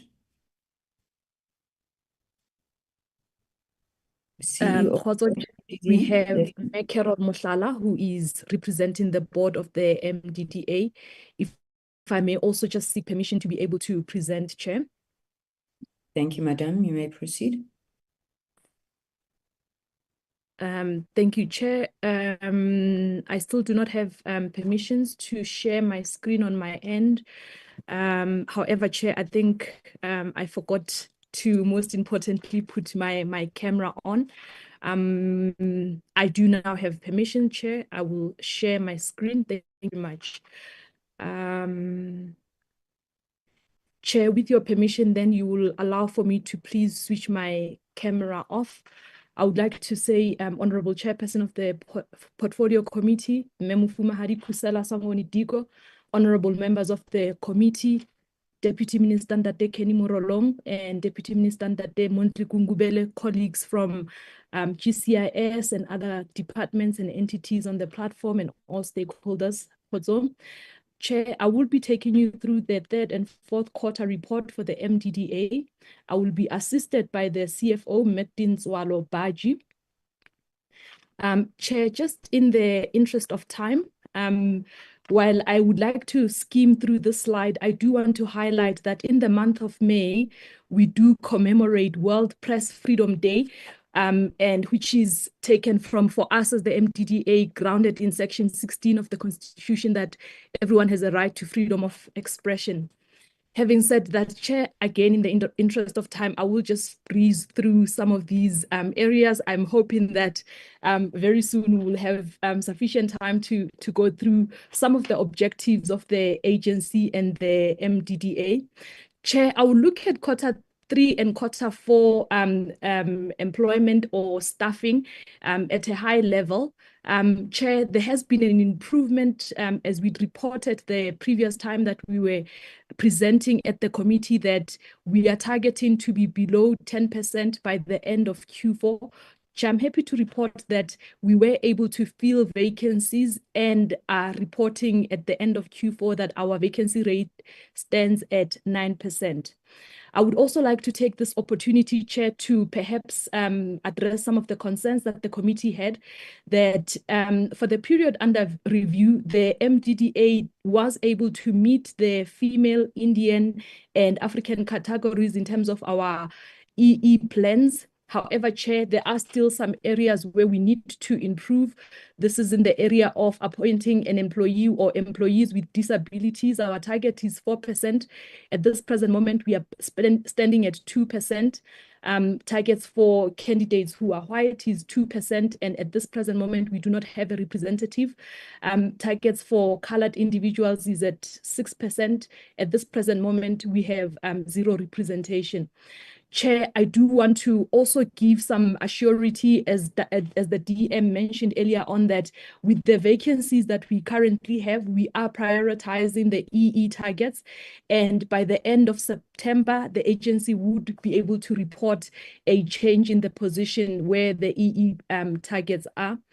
Chair, on issues relating to staff morale within the agency, you will remember in our previous presentation at this committee, the Deputy Minister, Ndadekeni Morolong, had indicated and confirmed that he did visit the agency accompanied by GCIS. Post that meeting, Chair, we have developed an HR strategy, which the board of the agency approved in Q4. We've also reviewed our HR policies, having worked with colleagues and employees of the agency, including the recognized union. And we are presently developing a plan to introduce a cultural change or an initiative to improve the organizational culture. And we will keep the committee again appraised on those developments. Overall, Chair, in terms of Q3 performance, the agency was able to meet 92% of its targets.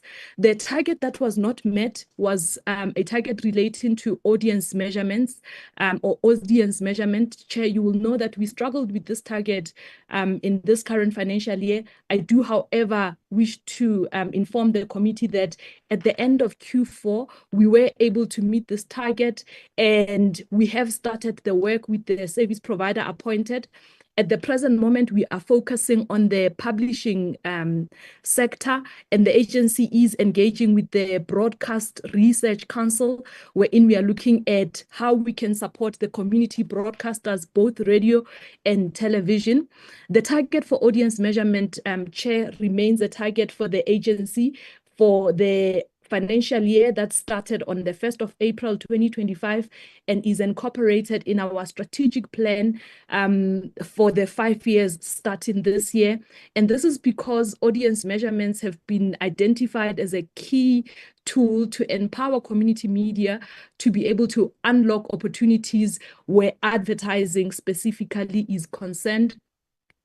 Chair, just to indicate that we had a number of stakeholder initiatives and engagements that we had, I do wish to just highlight the 2 governance workshops that we held here in Gauteng and also in KZN, where we invited community media practitioners focusing in the main on the governance structures to ensure that there's overall compliance with regulation, as well as for those who are funded by the MDDA to reinforce some of the compliance areas for the funding that they receive from the MDDA. Chair, we were able to also do a boot camp in partnership with Google through the Google Hustle Academy.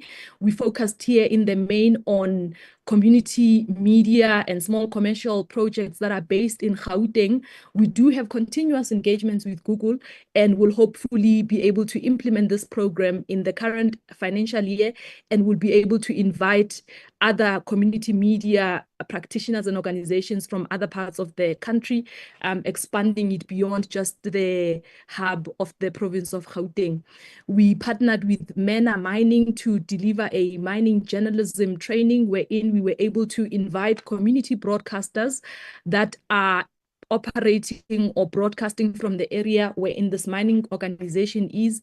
Chair, I also want to highlight that we also had an opportunity to send community media practitioners to a financial journalism program that's run by Sanlam, the Sanlam Summer School. We continue to engage with Sanlam in this area, hoping that again we will be able to open up opportunities for more community journalists to participate in financial journalism. the results of a research that we've done indicate that there is a need for us to provide training in the area of financial journalism and financial management holistically for community media organizations. Chair, now moving to Q4, we achieved 100% of our targets in this quarter, Chair. And as indicated, the one target that we had struggled with had included the audience measurement. We were able to meet that target as well. We were also able to deliver training, science, journalism, and data journalism in partnership with the South African Agency for Science and Technology Advancement, or SASTA in short, where 64 community media practitioners from all 9 provinces were able to participate in this training. Chair, as we started with the financial year, we also ran a grantee orientation workshop for projects that the MDDA board had approved for funding for the current financial year for a period of 18 months.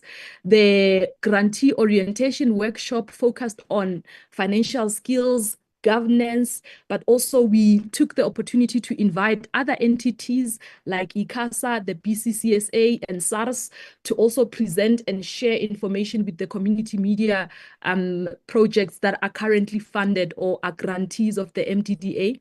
Chair, I would also like to say that we've also included a risk element for the community media projects, for them to be aware of some of the challenges or the risks right from the onset of the implementation years of the grant funding by the MDDA, but also to be aware of some of the challenges that they might face holistically as community media organizations. We do know that there exists a challenge of sustainability within the sector. Chair, this is the outline of the programs that the agency runs. I will then just briefly highlight against these programs the achievements that the agency made. Chair, while there was no target in Q3 or Q4 in terms of improvements where our audit outcomes were concerned, I do want to indicate that we've entered the audit season and we have been robustly engaging with the external audit team in the AGSA. We have formed a team that is working in ensuring that the entity is able to improve on the audit outcomes that we had received in the previous year. We had previously presented to this committee that an audit improvement plan was developed. I'm happy to report at this point that all of the areas that we needed to improve on have been actioned. We did also say, Chair, that we have appointed an internal audit firm that we are working with to assist us, and we are seeing the results of that work that has been put in, Chair. As such, I do want to say, with the support of the MDDA board and the interventionist and active approach of the Audit and Risk Committee, the MDDA is expecting improved audit outcomes at the end of the audit period presently.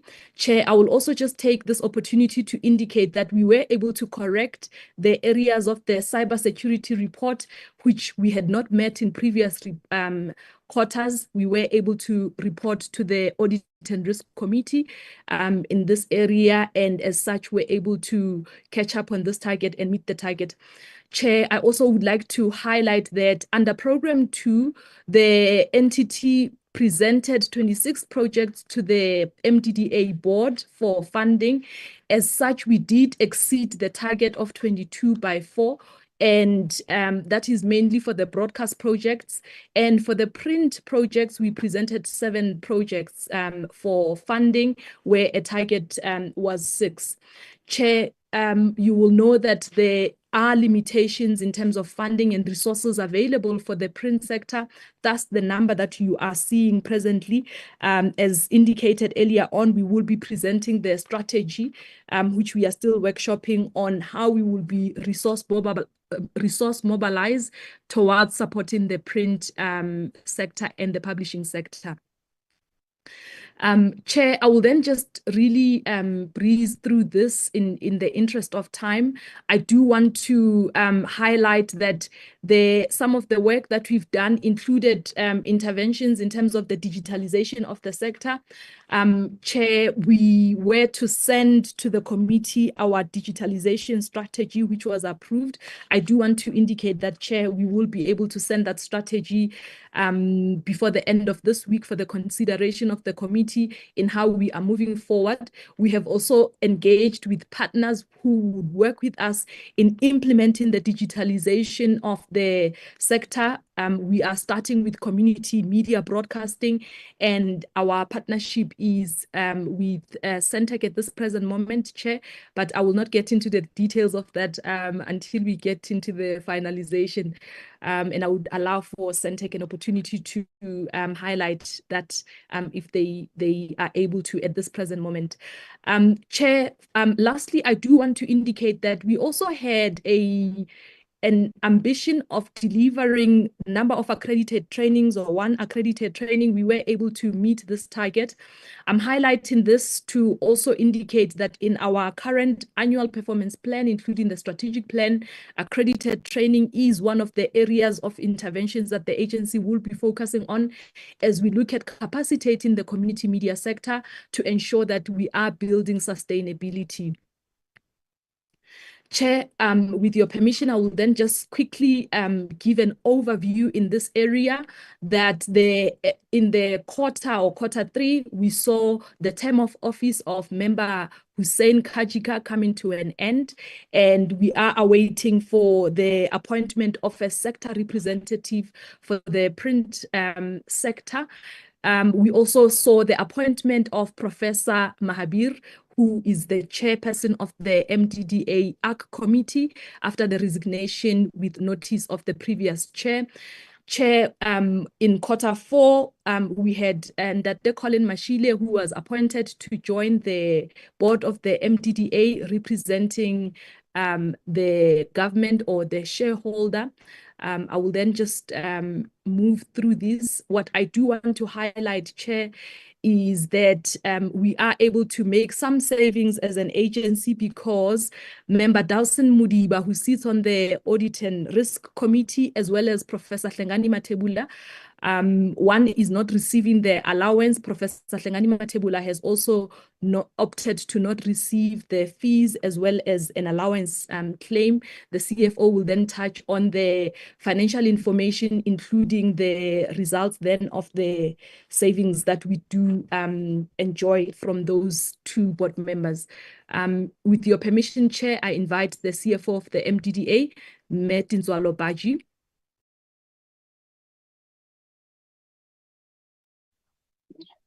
Thank you and good morning, Chairperson of the committee, honorable members, deputy, and everyone in the platform.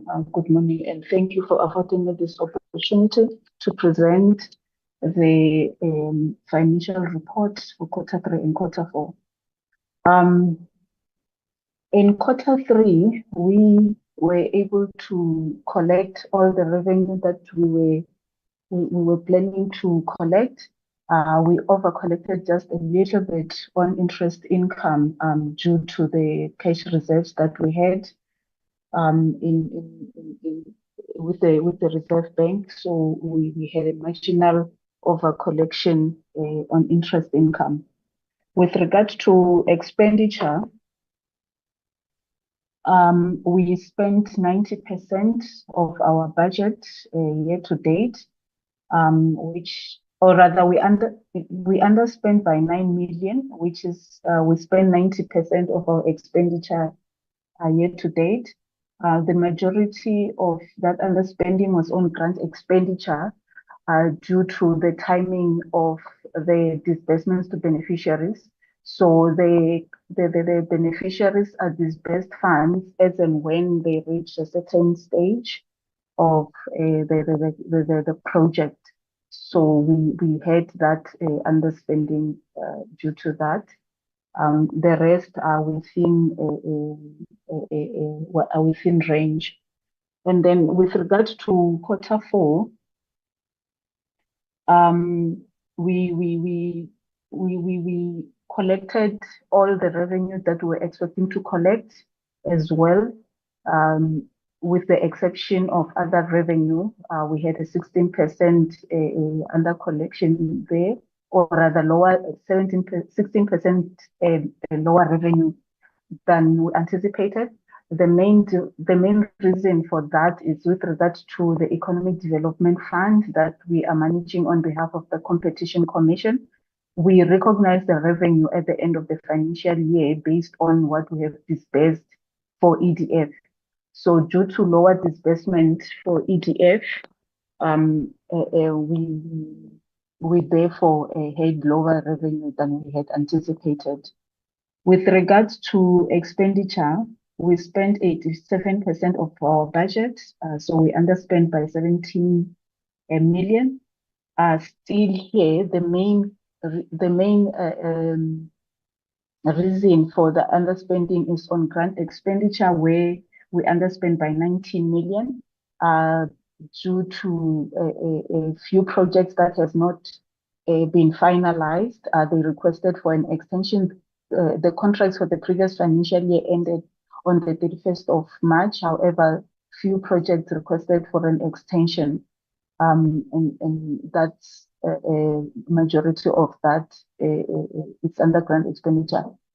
We also expanded, as I've explained, with regards to EDF, we disbursed lower than anticipated for bursaries due to the universities that we have partnered with hadn't done the selection of bursary recipient, so we underspend on that as well.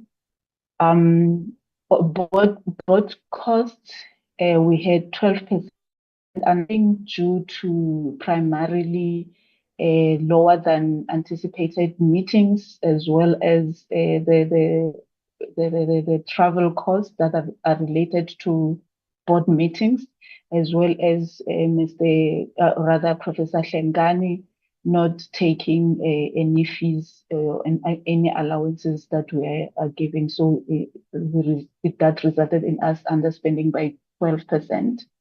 Admin costs, we overspend by 6%. However, this will be corrected as we're doing year-end adjustments. We have travel costs for beneficiaries that when we receive invoices, they are not broken down. So we do the adjustment at the end of the financial year. So some of those costs will then move to grant expenditure and not admin costs. However, we did overspend on legal fees due to some cases that came through after the budget adjustment has been done. So we ended up with a overspending on legal fees by about 400,000. And then we also had to halt the recruitment of a ICT manager due to a grievance that was lodged.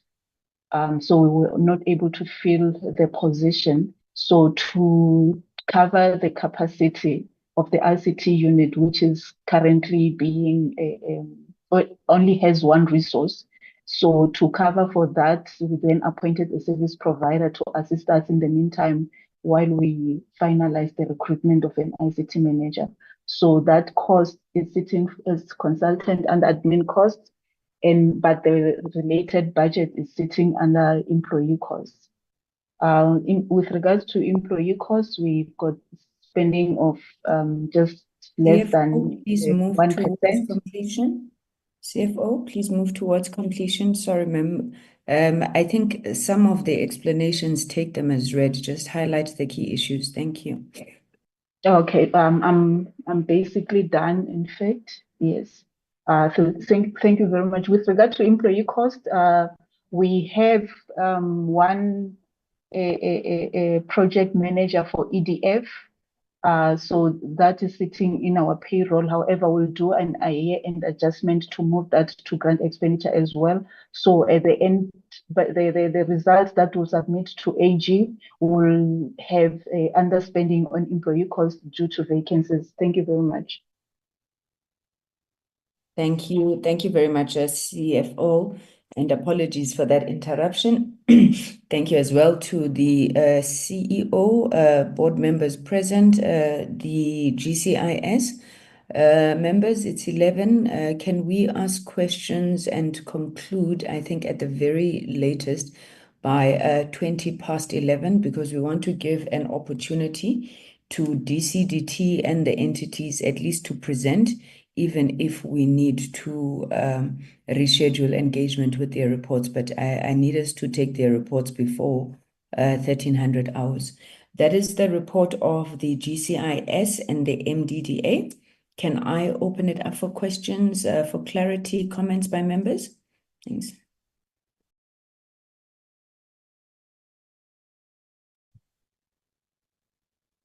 I am not seeing any hands.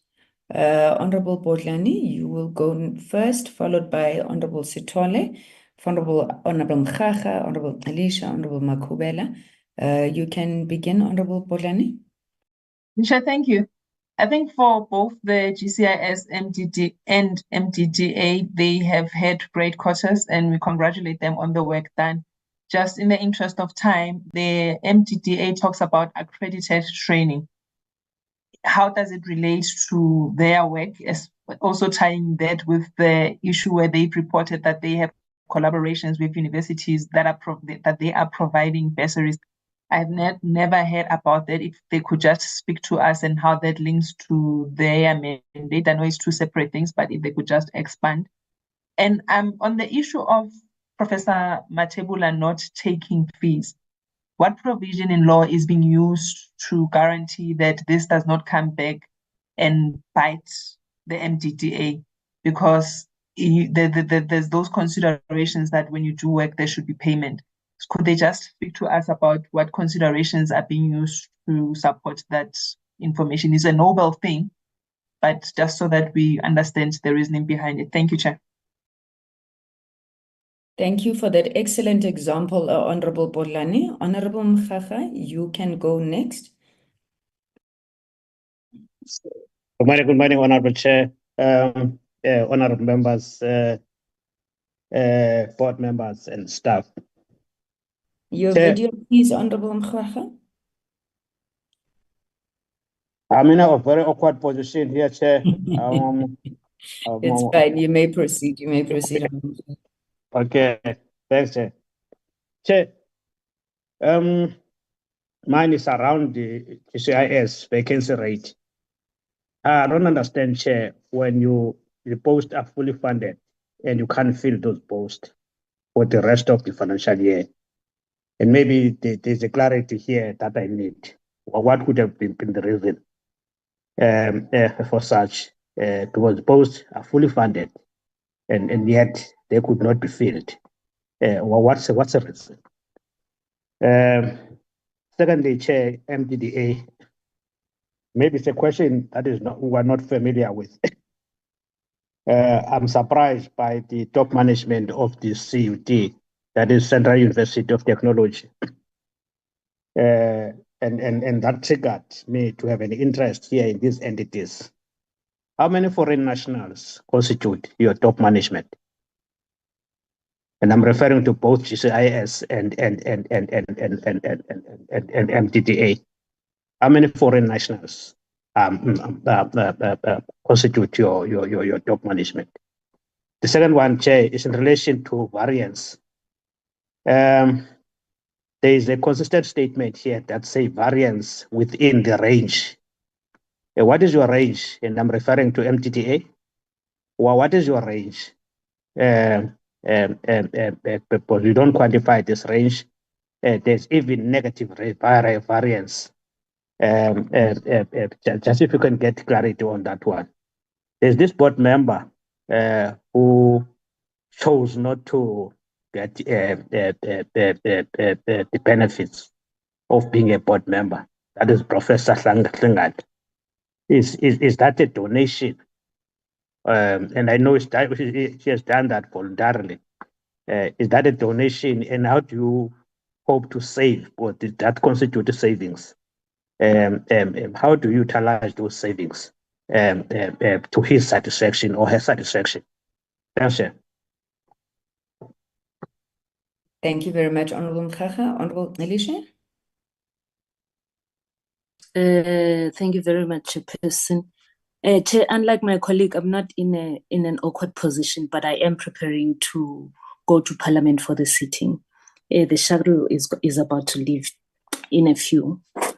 Chairperson, I really, in the words of Dr., really note with serious concern that the report of GCIS shows that several indicators, such as the number of pages viewed on the websites that they manage and the implementation of media buying campaigns were not achieved.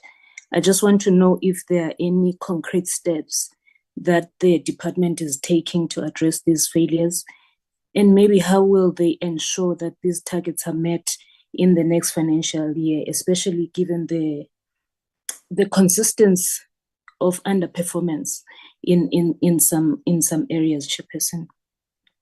And another area of interest, Chair, noted with serious concern, my colleague has touched, is that of the vacancy rate at the executive level, which remains at like 50%, including the critical position of the Director General.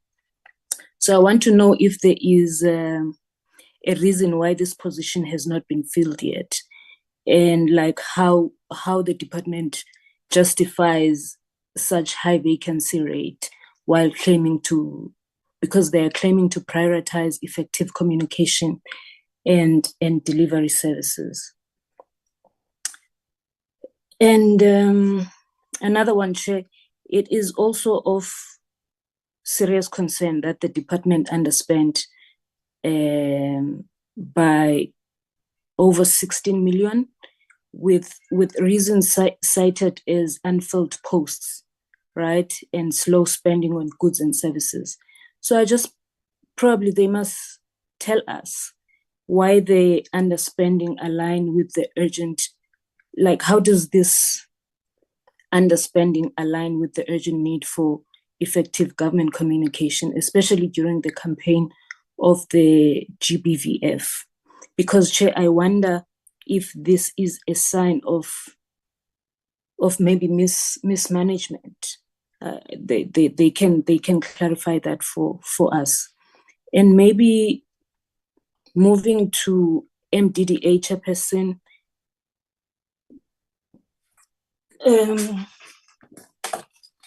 the MDDA report shows that 25% of the grant money wasn't used in the last quarter. They say it's because of the timing issues and the delays with the people who were supposed to receive the funds. So given how important it is to support media diversity and the underserved communities, I just want to understand why MDDA is not getting funds faster to the people. You know, what was done to speed up the process, especially in areas that need, this funding the most? Because, Chair, if the community radio station is waiting for grant money to upgrade their equipment, why does it take long for them to get paid? Maybe they can tell us the changes that are being made also to ensure that the money reaches people on time. And MDDA also, Chair, admits that it didn't do the audience measurement research for Q3 because there were delays in the procurement process. So, Chairperson, even though it was one of their top annual goals, this didn't happen. So can they tell us why the bidding process was so badly managed, and what will they do to make sure that this important research gets done? Because, Chair, this is a research that helps measure how well the media is reaching its audience. So how will they ensure that it doesn't happen in the next year? And maybe the last one, Chair, the MDDA gets like most of its funding from broadcasters and government grants, right? But we see that there aren't many other sources of income. So I'm just interested in what they're doing to find more suitable funding options so it doesn't rely on state money or big companies that might influence how the media is run. Because my worry is that if MDDA relies too much on big companies for money, they might start influencing what gets reported in the media.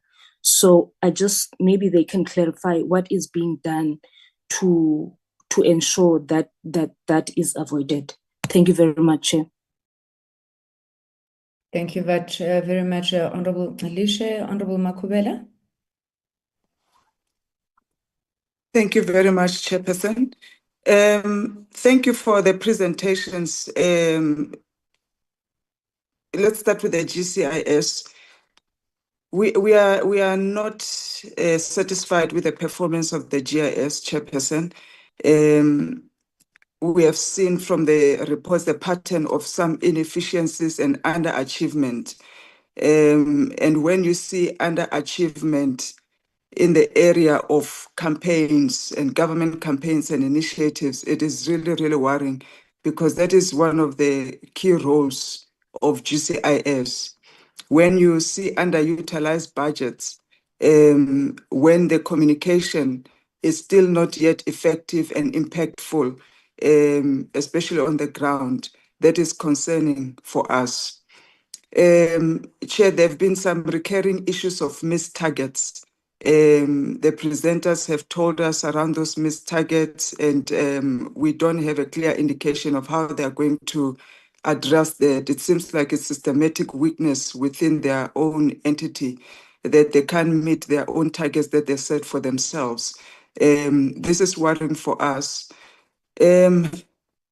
Chairperson, number one, the policy, the white paper on government-wide communication, very, very critical. And it looks like there's lack of progress on completion of that policy document.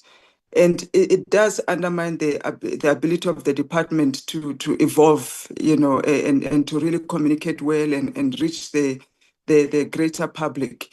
And we want to know, what are they doing about this government policy? When are we going to see the completion of it? We don't just want to see the paper, because we want to see this implemented ASAP. So the more these delays happen, the more we've got issues. Let me put this in context, Chairperson.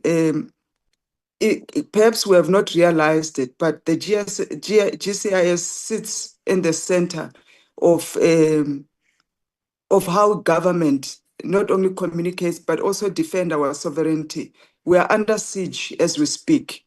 We are under siege because of geopolitical developments that have really undermined our sovereignty as a nation. They've undermined our domestic policies that were adopted in this very parliament.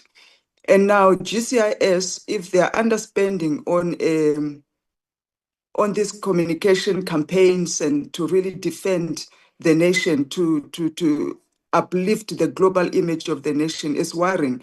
We raised this sharply in our last oversight visit at the Department of Communication, but it is not reflecting, in terms of how flexible they are to take our comments, and when we raise issues as a committee and integrate it to their strategic priorities, so that we see impact in what they are doing. One of the questions that we're asking ourselves is, how do we measure value in terms of the financial value that we are spending in GIS and the effectiveness of what they're doing on the ground? If this institution is incapacitated, it has inefficiencies, it's missing its target, it's not utilizing budget, we are left exposed. Chairperson, how do we even counter and expose these mass migrations to the United States? How do we counter this attempt to redress the transformation progress that has been made in this country? This white supremacy that is also manifesting, in our backyards. All of these things that we see, Kleinhof, Orania, people migrating, at the back of lies, at the back of racism, and at the back of undermining government, undermining our sovereignty, undermining the indigenous people of this land and what we stand for and what we want to see as transformation. How do we counter that with this instrument and this department called GCIS if they are not able to implement simple campaigns that are required? I look at what is still reflected in this report, and I thought it would have adjusted looking at the dynamic developments, whether locally or globally. They talk about their priorities is campaigns around GBV, which is excellent. However, how do we measure their value on that? We are not able to see on this report the impact of your efforts in combating GBV. Economic recovery, we are regressing in economic recovery. What is your impact? What is it that you are tasked to perform as GIS in aiding this national priority of economic recovery? Crime stats are increasing every day, whether it's drug abuse at schools, whether it's organized crime, whether it's all sorts of crime in various communities. But yet it's at the one of your strategic priorities as GCIS. How do we measure that? Where did you measure that in your presentation to us? Anti-corruption. We can't even begin to talk about corruption in our government because it's just rampant everywhere. Yet it's one of your key priorities. You talk about G20. What is it that you are communicating, you are doing? What are you achieving? When you mention G20, we see posters, yes, if you can read, if you are literate, if you are sitting in metros and in affluent areas, you can connect to what G20 is. How are you taking it to the grassroots? That's what we want to hear GCIS telling us in their quarterly reports. I always say in this committee, Chairperson, we are tired of these colorful graphs and these flying images. Give it to us in black and white, simple two-pager. Let us understand when it pertains to G20, this is what we are doing as GCIS. This is our role. It starts here, it stops here. We have achieved this thus far. This is the value that we are bringing to the nation. But I didn't see anything, but money has been spent on G20. It's there in your presentation. You said one of your priorities is to mark 30 years of democracy. What is it? What are you talking about? How do we measure that in this quarter that you have? In which quarter are you marking 30 years of democracy? Is there any specific activity? Are you running an ongoing campaign throughout the year? What value are we getting out of this 30 years of democracy? Because instead on the ground, it's just negativity around 30 years of democracy. People are not seeing change. They are not working. Girls are being raped every day. There's no economy that's recovering. So what is it that GCIS, when you talk about mark 30 years of democracy, you are spending money on, you are achieving, and the impact and the effectiveness of that on the ground? So we need to see the value of what this entity is bringing to us, because right now it's appearing as a weak institution, which lacks the understanding of what it should be doing. We should be hearing noise now from GCIS that tells us, these people that are packing their bags, leaving South Africa at the back of lies, what is GCIS saying? How do we then defend the global image of South Africa? Those are the things that we want to hear. My other question on GCIS, Chair, is have they done any benchmarking on entities like themselves in this dynamic era, this new, this new wave of geopolitical changes, this new wave of trade wars, because we are in a war, and when they remain silent, they are actually facilitating, the invaders of our sovereign nation. but have they done any benchmarking lately to see how other entities in different countries are responding to these challenges, and how are they adjusting themselves to respond, and where is this going to reflect? Because issues that we're talking about, they started happening perhaps in Q2, Q3, we started to see new waves. What did they do to adjust to these realities that we are seeing? Chairperson, one of the things that I've noted in the audit report, it was the risk mitigation. The Enterprise Risk Management Committee, they reported that they only achieved 81% of their target. That was very, very concerning for us, because we want to know what are the key risks that remain unaddressed, and what is the impact of those risks. Because your department is so vital to risk management in this country in terms of communication, our image, etc. So that 100 minus 81 is what, 19% of those. What does that mean when you say 19% you did not achieve in risk management? What are those risks? Tell us so that we know. Consequence management, Chair, they talk about theft and losses that are written off in this financial year, or the financial year in question. You wrote off those theft and losses. What were the reasons? Did you hold individuals to account, or things happen, people know that it's going to be written off? How are we going to prevent this, in this new financial year that we're going into?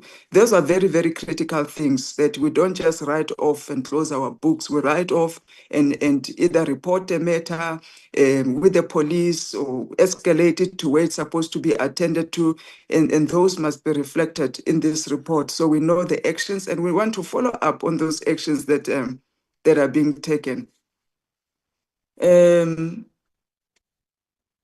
Misinformation, I've spoken about it.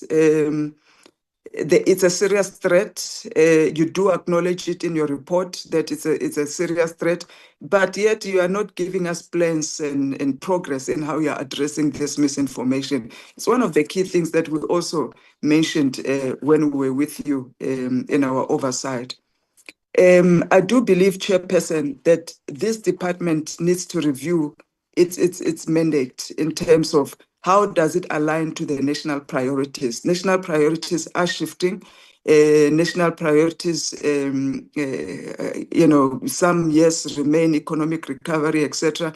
But one of our key priorities right now has to be defending our domestic policies, against the threats of redressing what the country has achieved since the age of democracy.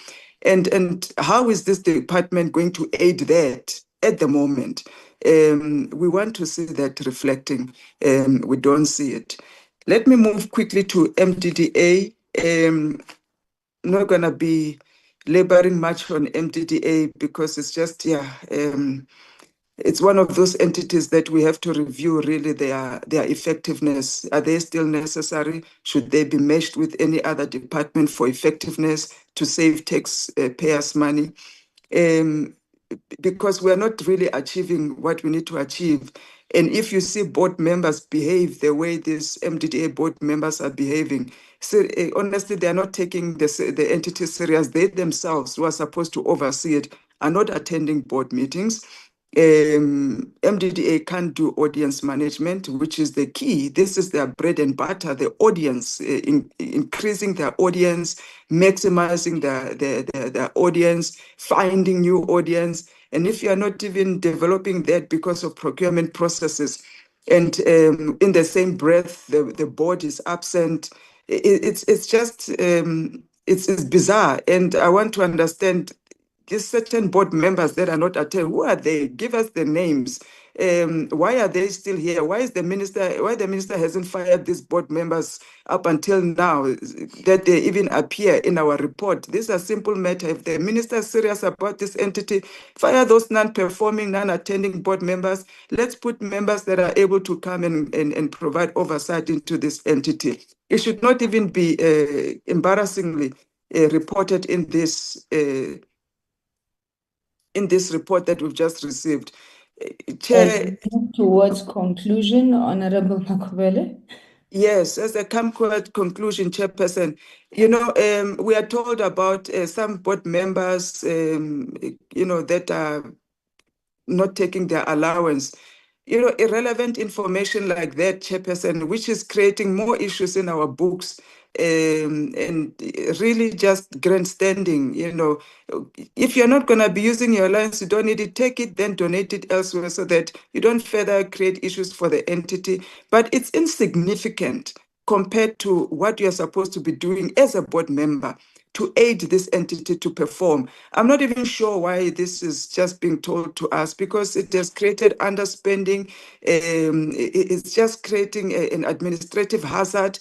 Is it wisdom for board members to not do their job, but then want to tell us they're not taking an allowance? I mean, you do the cost-benefit analysis. It is to us, it's just a slap in the face. It's just something that you say, take a stock sweet, we're going to take the whole thigh of a chicken, if I can use that example.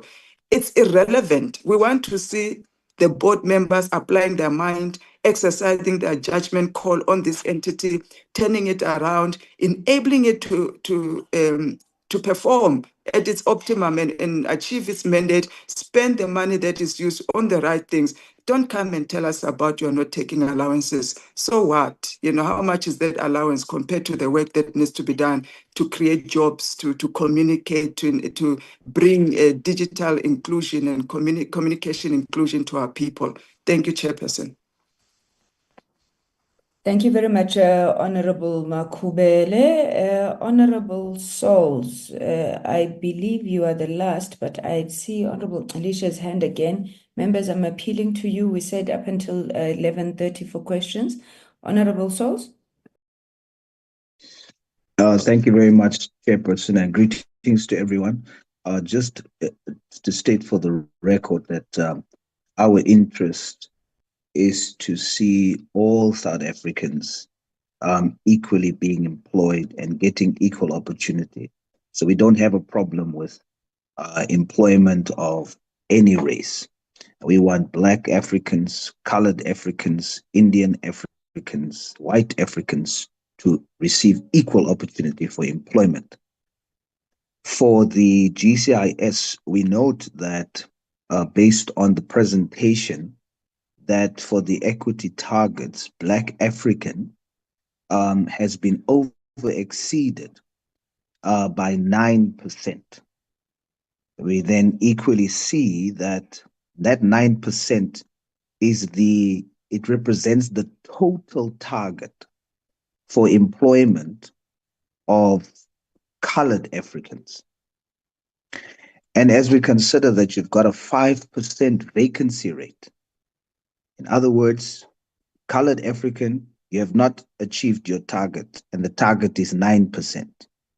You've over-exceeded with African Black employment by that same percentage that equals the target of the colored African employment.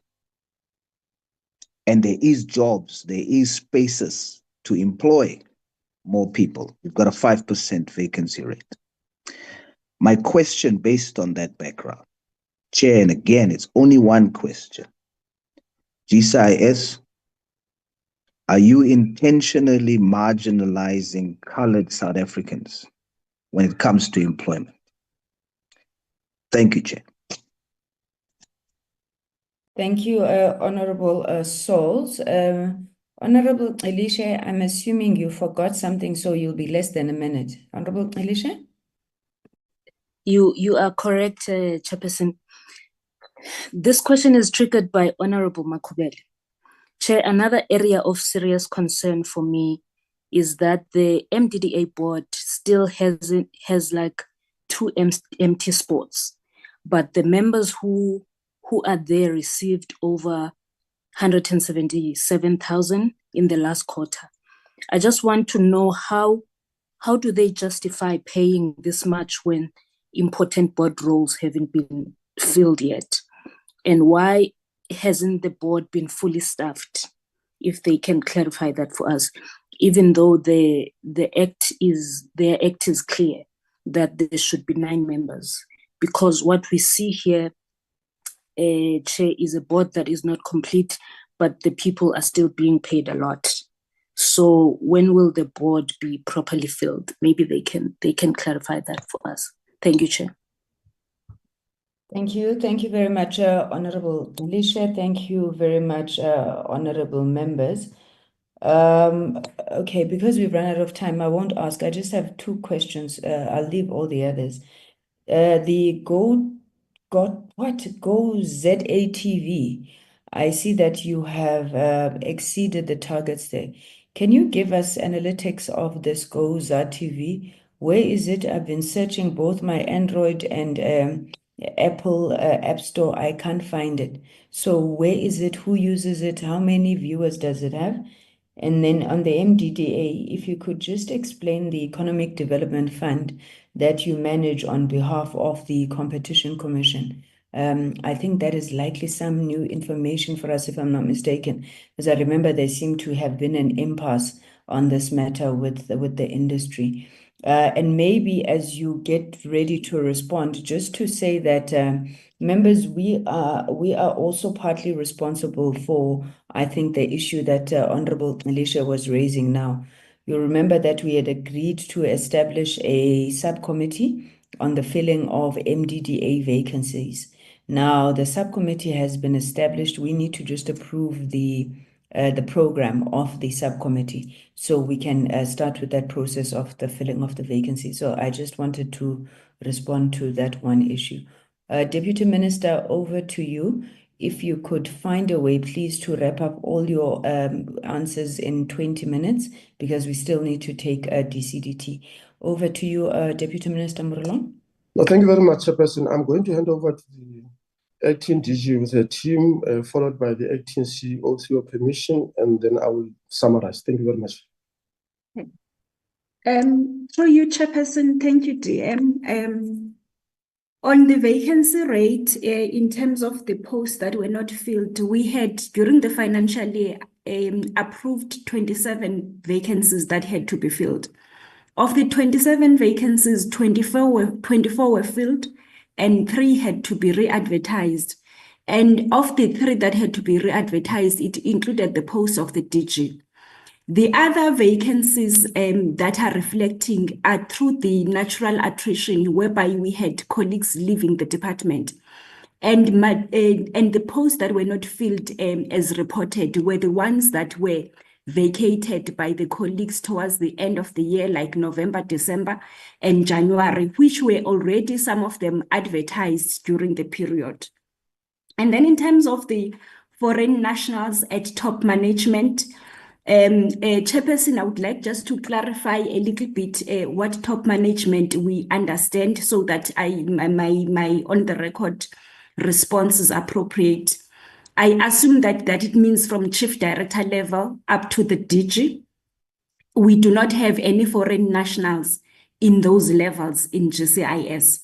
But to be prudent, Chairperson, at a director level, we have a colleague who's a naturalized citizen and who is a special, falling in the category of special skills or critical skills, because the person is dealing with systems development.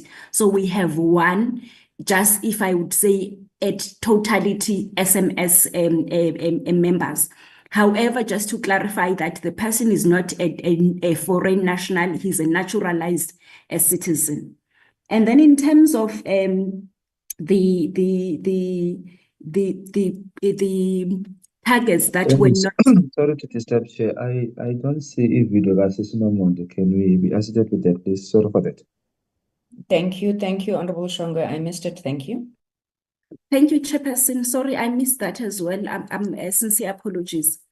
Then in terms of the targets that were not met during the period under review, I'll just mention as an example the fact that we developed the catch-up plans for each quarter whereby we have targets that are not met. And at a management level, we monitor the implementation of the catch-up plan on a monthly basis.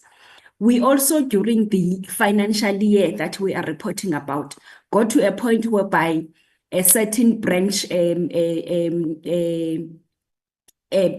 would say DDGs, were written letters of intention of consequence management so that we ensure that we implement and we achieve the targets. I just would want to mention just one example, Chairperson, with your allowance, to say there are targets that during the reporting period, we report them as not achieved, not because they are entirely not achieved, but because, for an example, media buying, whilst we have seen the particular campaign being flighted, both be it on TV or we have listened to it on radio. For performance reporting purposes, we look at the proof of flighting that is coming from the particular media house. And sometimes the media houses, they submit those outside the reporting period. So we cannot report outside the planning requirements that requires us to be able to say when we have achieved, this is the portfolio of evidence.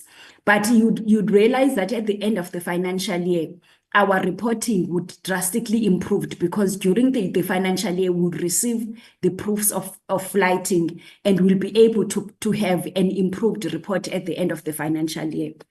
And then in terms of the benchmarking, when we were developing the communications policy, which is being processed, and we hope that it will go to cabinet as soon because we have done the DGs clusters. Now it needs to go to FOSAT so that it can go further now to cabinet committees. We did benchmarking with similar countries that are in coalition governments. And particularly, I would mention that in Africa, we did a benchmarking with Lesotho, and we also did a benchmarking with countries that are falling under the European Union Commission. And in terms of the details that Honorable Makubela is referring to in terms of reporting, Chairperson, I think with guidance both from yourself and the Deputy Minister, on the key campaigns that we run, we do have the information that Honorable Makubela is referring to available in the department, and such reports can be packaged properly. However, when we report, for an example, like today, we are reporting based on the approved annual performance plan. And because we are reporting based on the approved annual performance plan, so our reporting is aligned. However, the details for each campaign, what we have done, and the reach of our campaigns, and particularly in terms of the provinces, how much we have also done in terms of the outreach programs, the face-to-face dialogues, we do have that information and it can be provided accordingly. And in terms of the work in terms of defending our democracy, Chairperson, we do work very hard, but particularly working with the people that we call internationally recognized or internationally reputable people, whereby we do media interviews in international media houses, and they are able to interface with what is in the environment, and they are able to dispel the negative narrative or the misinformation or disinformation that is in the public. We also do opinion pieces that we place in the international print media so that we provide the correct narrative about what is happening in our country. We are also currently now working with Brand SA in a program that will assist us to be able to get into the international communities and be able really to reposition the country and also ensure that we deal with the reputation management of the country. And in terms of the employment equity, the issue of marginalizing the colored communities. Through you, Chairperson, as a question is being asked by Honorable Souls, we do not have any intention of marginalizing anyone who's a citizen of South Africa, because we respect the Constitution and we take our cue from the Constitution as an institution. And to the point that at some point for the colored communities, we were printing our adverts and pasting them in the libraries that we know that the colored communities they reside in. But also, Chairperson, besides us having to advertise in the formal platforms, we are taking our adverts as GCIS and putting them in our social media platforms, including on LinkedIn. And our adverts are explicit in terms of the particular employment equity requirements of each post. So we are very clear if we targeting coloreds, or we targeting white people or white females and etc., or disabled people, we are very clear in our adverts, so that whomsoever reads our adverts, they feel comfortable to apply, because they will understand the targeted audience of the particular application. Chairperson, I will request that Mr. Nene assist me with regard to the GOZA TV analytics information. Thank you, Chairperson.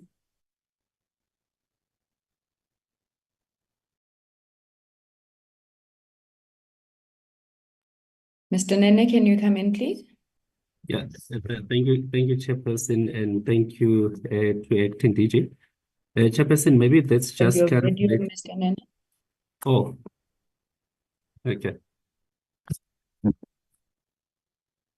Chairperson, the one bit of clarity that we need to provide to members, one on the is to- video, Mr. Nene. Okay, Chair. Yes. Right. Yeah. Chairperson, I believe that I'm now visible. Chair, the one bit of clarity that maybe we need to provide members with a sense of comfort, especially regarding campaigns. If you look at the total campaigns that we've implemented, the target was actually overachieved by 80%. However, at the time of reporting, the following was not actually done, which is something that falls outside of our control. When we define, Chairperson, the campaigns, we look at one, if the proof of flighting has been received from a particular media content distributor. If they have not given us anything, of course, then we are unable to proceed and make payment. Secondly, it's about invoices that also must come to us. So the campaigns were done, and they were done successfully. In fact, we overachieved the target. What now remains is the proof of flighting, so that at least we then complete the campaign. Then that becomes the total approach that we have taken in terms of how we define the starting and the termination date of a campaign at GCIS.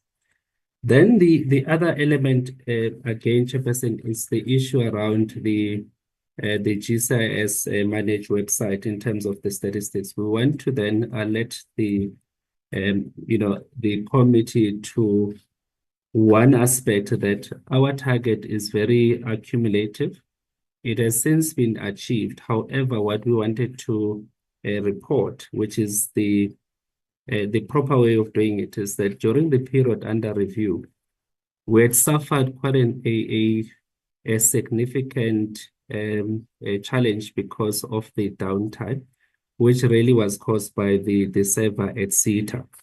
And then the last bit, Chair, is around the GOZA TV, that ultimately what we wanted to do was we wanted to be a GCIS that provides information to or to provide universal access to government communication and information so that citizens are empowered. In doing so, we aspire, Chairperson, to provide a streaming service called GOZA TV. And we wanted to do it in a phased manner. The first phase, Chairperson, is that we are providing 6 hours of government content, and we are assisted by NEMISA in terms of providing both in terms of the the landing page because you can find our GOZA TV at NEMISA. Secondly, they then assist us in terms of the back end of running the campaign, or at least of running the GOZA TV or the streaming service, whilst we are also in an MOU process, which also then again requires that NEMISA transfer skills. Ultimately, Chairperson, we want to have a streaming service that is 24 hours. Where are we? We've got about 7,000 daily views on our streaming service, and we've got about 6,000, 7,000 followers on our GOZA TV. And we then provide content. So phase 2, Chairperson, as I think you'll encounter in our presentation in the forthcoming strategic plan and APP, is that one, we are now providing almost a fully fledged. We've also then increased the number of hours because lessons have been learned in our partnership with NEMISA. One of the things that we've also done, Chairperson, is that we also then eliminated the need for people to subscribe on the platform.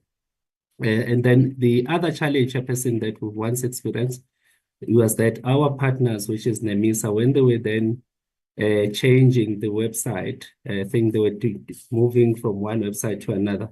That caused a little bit of a challenge. However, that challenge has since been fixed, Chairperson. Thanks. Thank you, Sandy. Through you, Chair, just the last part that I omitted in my responding in terms of the reputation management.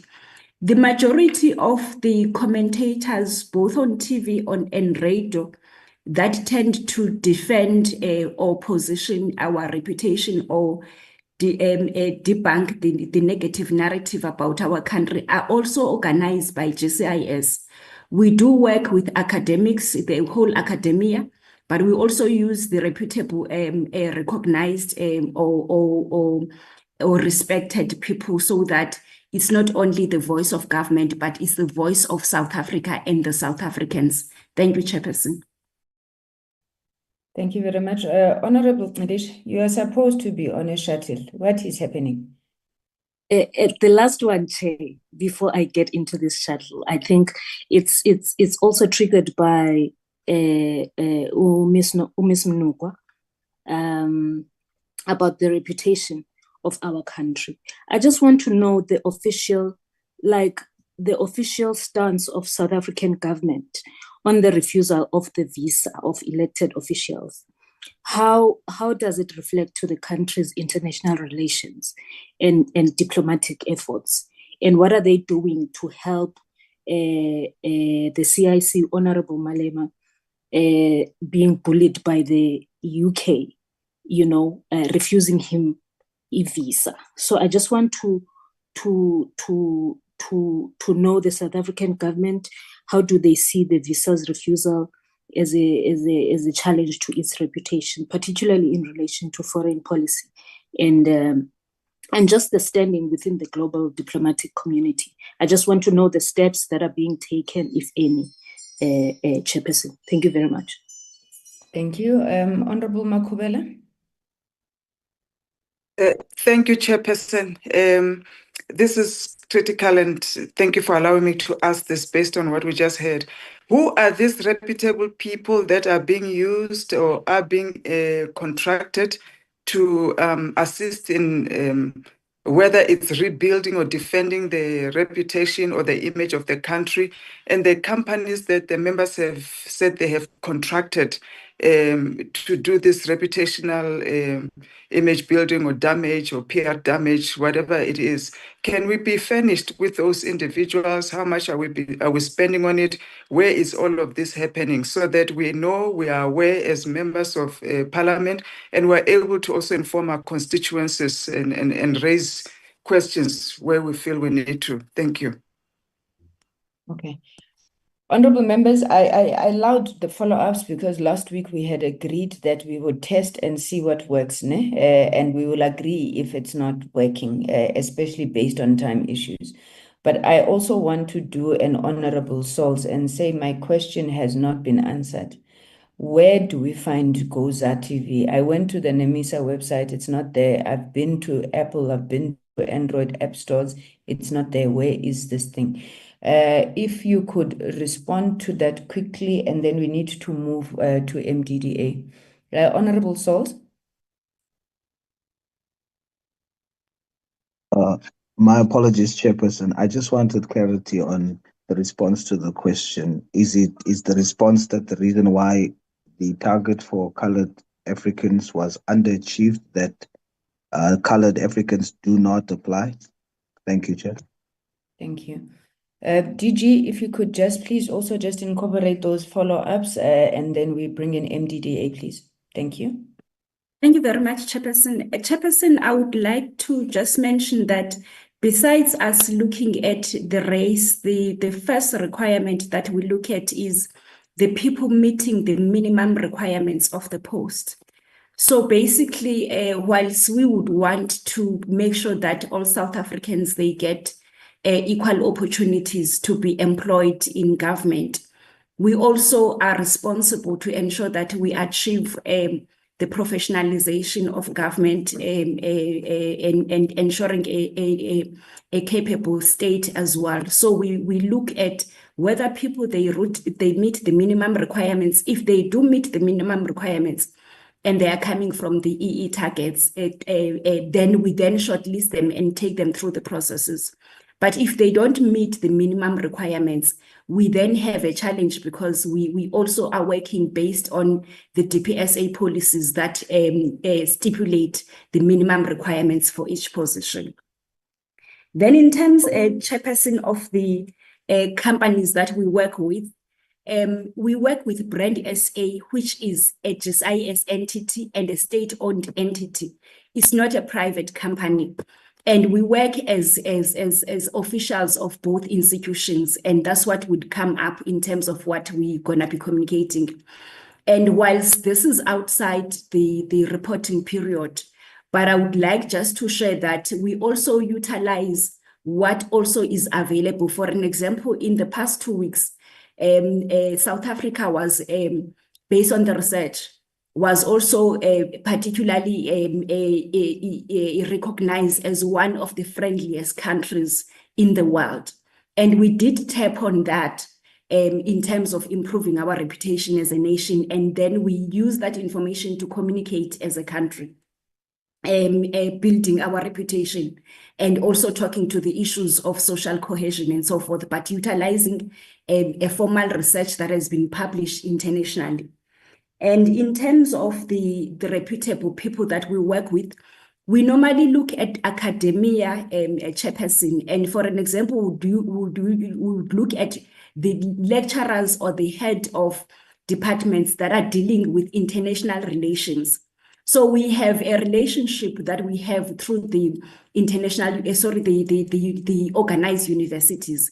And we will then look at who is available at that particular point in time from the lecturers or the heads of departments that are dealing, in terms of their work, are dealing with international relations, because we do not want just to put people who will just say anything. We want people who will be focusing on facts, but also alignment with policies, but also who are able to give us research in terms of what are the other countries doing, and therefore are able to professionally put across the information that has to be consumed by both the South African public and the international public.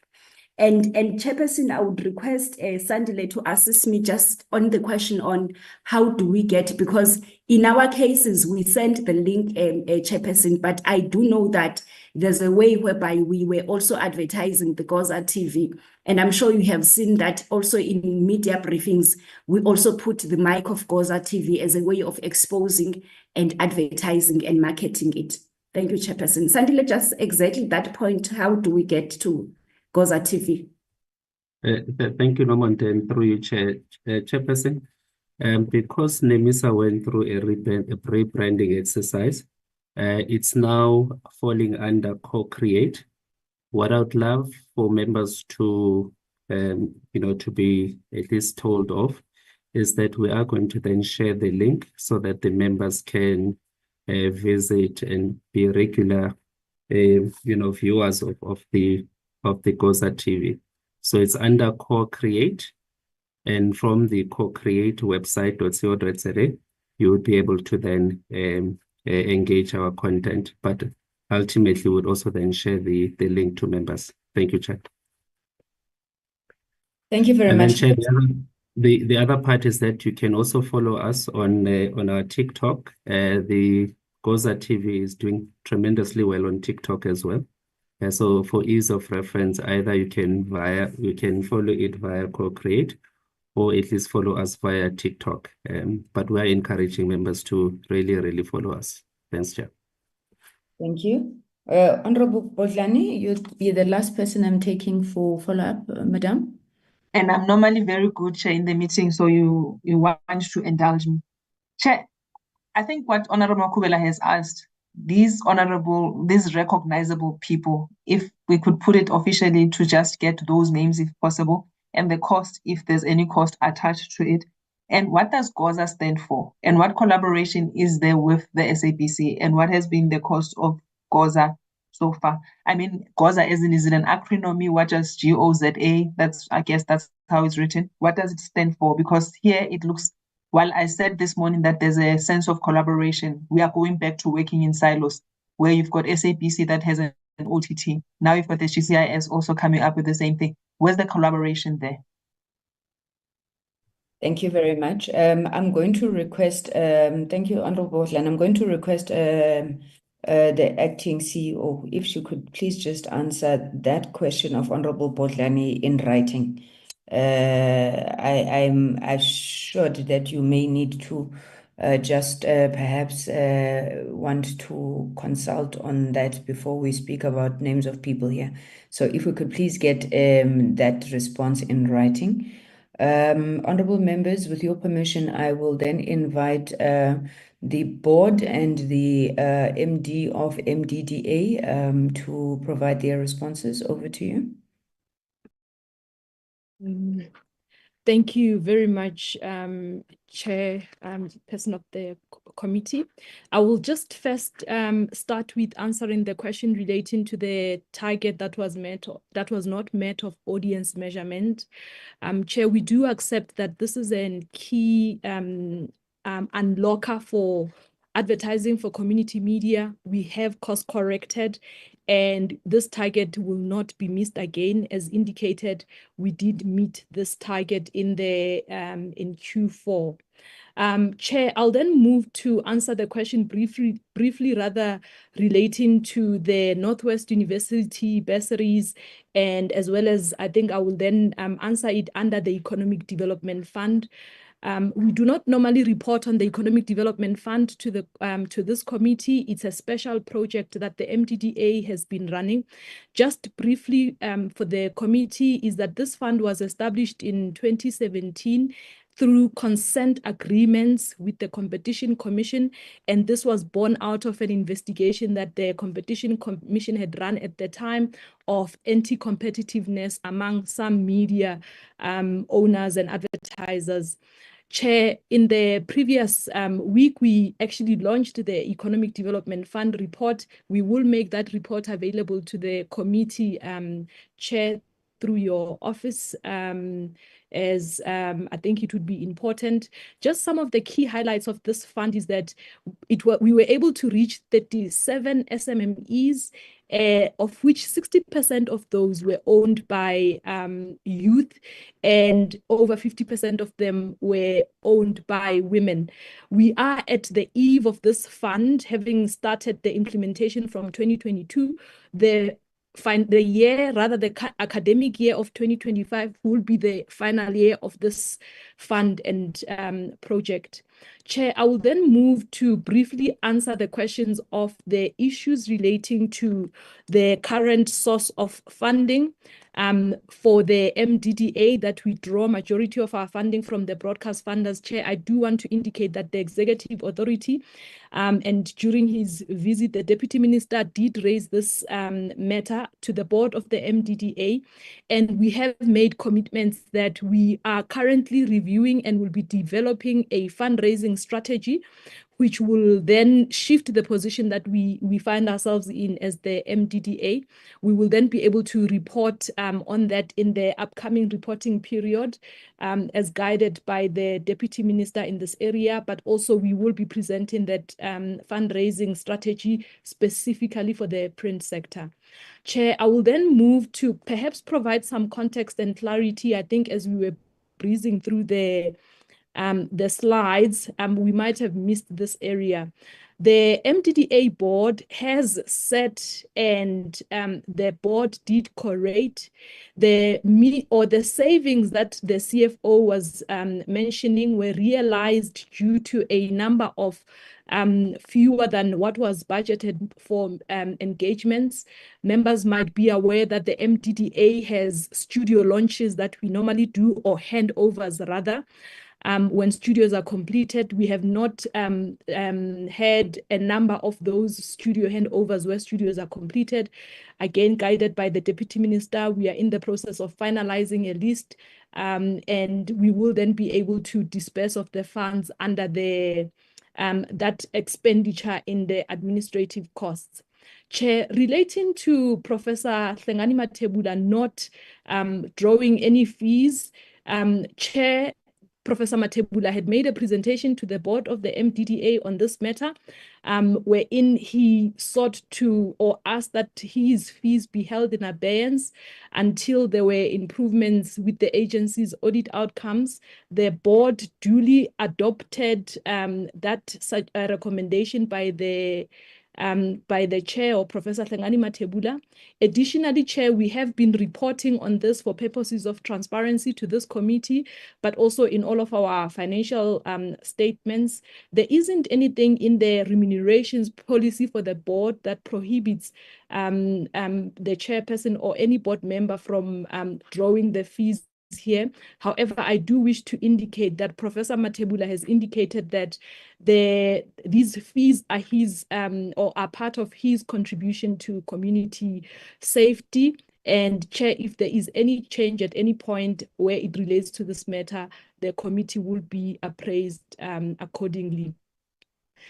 Chair, I will then just briefly answer questions relating to our employment equity numbers. I do want to say that the agency is looking to correct this, Honorable Souls, and we are looking to appoint colleagues or employees within the targets that we have missed. And I'm very confident that we will be able to course correct in this area. In the reporting period, we will be able to reflect this to this committee here because of that level of commitment that we currently have. I will then allow for the CFO to respond to the other questions that remain. Thank you very much, Chairperson and the committee members.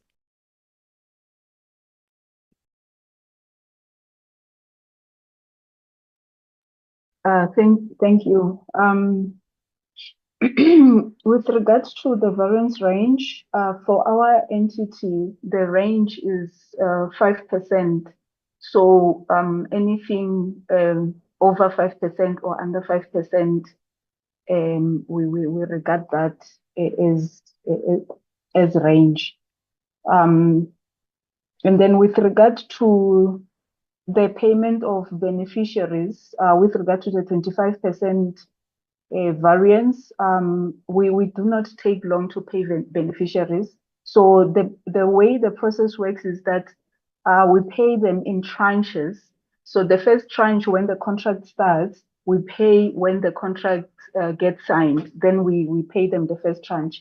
And then the subsequent tranches after that, then they have to submit certain reports. We have to do the monitoring to see if they meet the requirements of everything that they were supposed to do, and then we do the transfer. So it is the beneficiaries. If there's a delay, or it will be from the beneficiary side, not from our side, because they have to, for a lack of a better word, they have to put in a claim for us to be able to pay them and meet certain requirements as per granting aid agreement before we can do the transfer.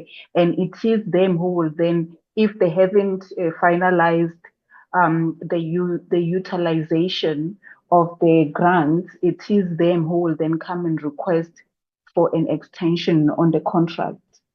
And then with regard to other sources of income, we do have a funding strategy and a committee where we look at different ways in which we can augment our revenue. For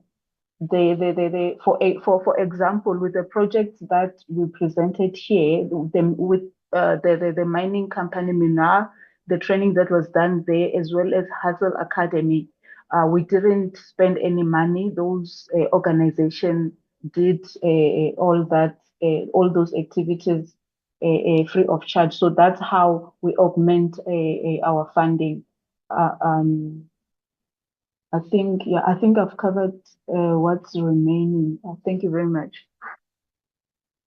Thank you very much. Deputy Minister, any last words from you, including, I think, one or two issues that were left out? I'm thinking here about the issue of the appointment of the Director General, amongst others. DM? No, thank you very much, Chairperson. We must firstly indicate that we are here because we are presenting performance on the approved annual performance plans. And that is why we would have elected not to have a general discussion about the performance of GCIS or MDDA. There were set targets and indicators, and you are reporting on the work that has been approved by not just the Portfolio Committee, but by Parliament, because these APPs are approved by Parliament. But we are, however, ready to have a discussion with the Portfolio Committee on all other issues raised. Some of the issues, Chair, have been covered by your own report, and we look forward to the implementations of the recommendations which have been put forth. Maybe just to address two issues, Chairperson. The first one being the fact that the role of nation branding and ensuring that we improve South Africa's competitiveness is that of Brand SA. And that is why the committee would have expressed dismay at the fact that Brand SA reports elsewhere instead of this Portfolio Committee. And that is why we have directed that there must be increased collaboration between GCIS and Brand SA in dealing with matters that are related to the South Africa's global image, protecting the nation brand, ensuring that there is marketing communication, which will improve our nation branding, and which will also address all other related issues of attacks on South Africa. I must also indicate that the reason why the remuneration of the board is part of the report is that it's standard reporting, and that is why it will be part of the annual performance plan. Sorry, So that DM, sorry, man. I'm staring at Tinswalo Baki here, not you. I can't see you. you can see me. No, or is it just me? Okay, apologies. Maybe it's just me. Thanks. Please proceed, DM. Okay. So, as I said, Chairperson, we look forward to that, continued collaboration, and we think that it will yield the requisite results and address the concerns that have been expressed by members of the Portfolio Committee. I think, Chairperson, we also need to indicate that the work of MDDA speaks for itself. In the next week, we will be launching studios that have been donated to different community radio stations. And I'm also happy that you, as the Portfolio Committee, has conducted oversight visit over these entities. And you are quite au fait with some of the work that it has been undertaken by the MDDA, albeit not having reported here, because, as I said, we are today dealing specifically with matters that are related to the annual performance plans. The other issue I want to raise, Chair, on MDDA is the removal from office of board members. I think the Act is quite explicit on instances where a board member is removed. And there's no way that we can act outside of what has been directed by the MDDA Act as it relates to the removal of the board. Let me make an example. You have not had a single board member missing 3 consecutive meetings without apologies. There has been instances where members have elected for reasons best known to them or for reasons based on other commitments not to present themselves before a particular board meeting. But it's not a pattern in the sense that we have not had members missing consecutive board meetings. Of course, the performance of the board is a concern. And as I said, I met with the board and we're quite encouraged by the work that the board continues to do, albeit the challenges that are familiar to us, which have been raised, and we've asked for an improvement. And that is why we're able to report on some of the improvements. I don't know if I'm missing anything, Chair, because in my view, most of the issues have been covered. On the DDG and the DG position, the matter has been, the minister has set up panels for the 2 positions, and the expectations is that they will commence their work as soon as possible. You would know that, particularly for the DG position, that such a panel would be comprised by ministers and deputy ministers as having been constituted by, similarly, you also would have a DDG position, having ministers and maybe a DG or 2. And sometimes the process is delayed by the availability of these ministers. But we're also happy that you yourself as a portfolio committee has recommended that the filling of these positions must be finalized within a stipulated period.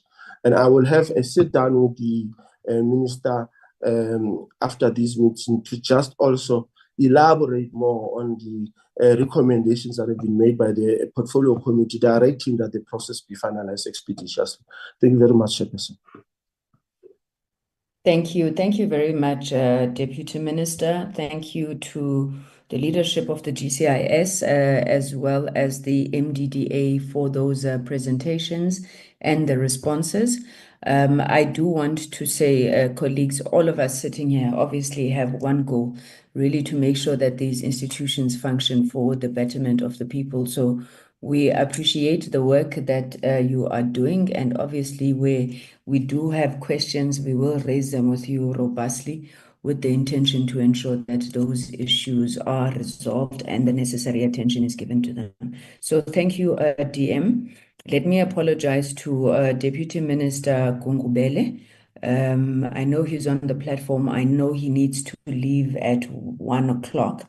And to say that, colleagues, I don't think that anybody doesn't appreciate, in fact, it formed a part of our discussion in the morning, the amount of work that the committee has to go through and the fact that we are duty-bound to at least dedicate sufficient time to these issues to make sure that they are thoroughly attended and it's not just malicious compliance on our part. So thank you for your patience. Deputy Minister, I'm going to allow you to introduce the reports of the department and the entities. My reading is we'll carry on as long as we need to, and then we will take all presentations in the time that we have. Thereafter, we may have to defer the engagement to them on a meeting to be announced. I just need to go back and sit with the Secretariat and the advisors to obviously look at a program on when we can do that. But let's try and get through as many of the presentations as possible. If possible, members, if we are able to go on until 1:30, let's please do so.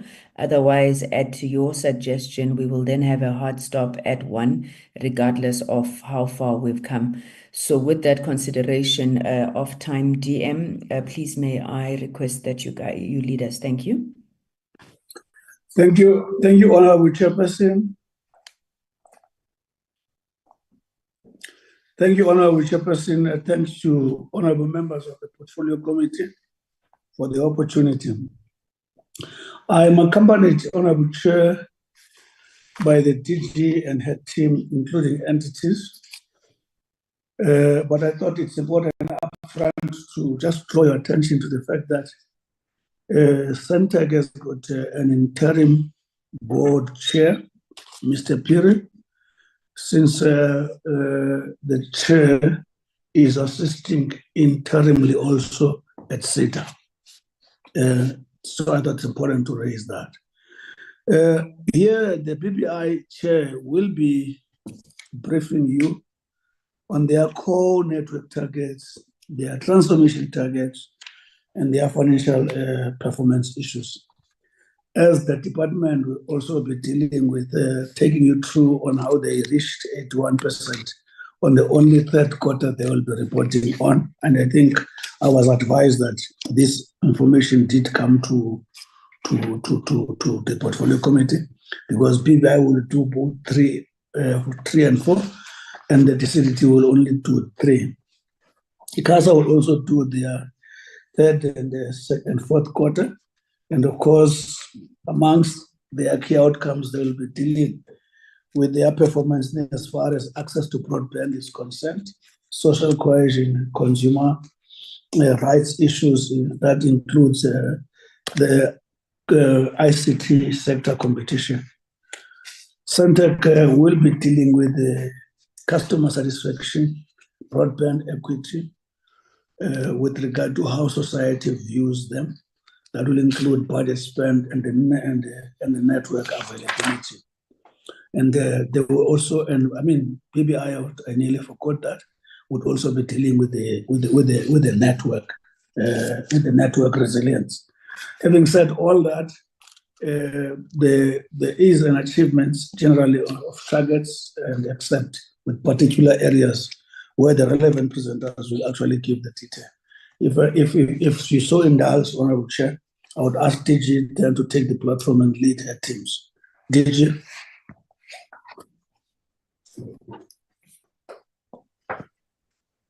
Thank you very much to the chairman. Greetings to the members of the Portfolio Committee, Honorable Chair and Honorable members. Greetings to the Deputy Ministers on the platforms and to the colleagues as well from our entities. Chair, we have the presentation with regards to quarter 3. As indicated through the correspondence, we have finalized the quarter 4. However, it still is subject to the audit verification. So our audit committee is still to meet and also sign off by our principals. So we would like to present to you quarter 3 of the previous financial year 2024-2025. If we can then move fairly quickly, I think the honorable members are well aware in terms of our mission, vision, as well as then the mandate of the department. In terms of our presentation, I will quickly just request Acting DTG to take us through the performance information, after which I would also then invite our CFO to take us through then the financial expenditure as of Q3. Safe to say, honorable members and chair, that the performance of the department achieved 81% during this period. With regards to the 26 targets that we had for this reporting quarter, 21 of those were achieved, as 5 of those were then delayed. There is one substantive delays, and then the others was a question of the catch-up plan. I would like to hand over to the DDG. DDG, we've got 10 minutes. If we could just quickly then move to the presentation. Thank you. Good afternoon, Chairperson, DM, and members of the honorable members of the committee. I will take you quickly through the report. Is that lately my, to freeze on me. Let me. Yeah. Thank you very much, Honorable Chairperson and members, honorable members, and DM and the DG. In Q3, the department managed to perform 81%. In terms of Program 1, all targets that were planned for, all were achieved. Program 2, International Relations and Affairs, 5 targets were planned, all were achieved. In Program 3, ICT, Policy Development and Research, 3 targets were planned, only 1 was achieved. 2 were not achieved, standing at 33%. Program 4, ICT, Enterprise and Public Entity Oversight, 6 were planned, only 5 were achieved, 1 was not achieved, 83%. And Program 5, Infrastructure, Development Support, 4 were planned and all were achieved. Program 6, ICT, Information Society, 4 were planned, 2 were achieved, and 2 were not achieved, 50%. And overall, 21 targets were achieved and 35 were not achieved, and 81% was achieved, Chairperson. Quickly, if you allow me to skip these other ones and maybe go to the ones that are not achieved, Chairperson, so that we can save time. Just want to go to the ones that are not achieved, and it also indicate, the actions that we have undertaken so far. So we are having a target, Chairperson, and I must be upfront that the target on the audio and audiovisual content services and online content service bill was supposed to be submitted to cluster and cabinet, but it was not achieved since Q1 until so far. And the challenge been delays that we experienced, where some stakeholders, they also wanted further inputs, and the other issue was with regards to the write-up. After we received the inputs, we're supposed to get the service provider to assist us to ensure that we capture all the inputs so that it will be more consultative and inclusive or inputs that we have received. And what we have done with regards to this one, we engaged with the branch manager, the project manager, to ensure that all the activities and the quarterly targets that were supposed to be done from Q1 done through the catch-up plan. We carried this target as well to the current financial year, but making sure that so that it won't have a knock-on effect on the current. All the activities from Q1 to the current quarterly targets are done. So we are having catch-up plan on this one, although this target won't be achieved even in the annual report, Chairperson. The second one being the implementation of digital economy master plan.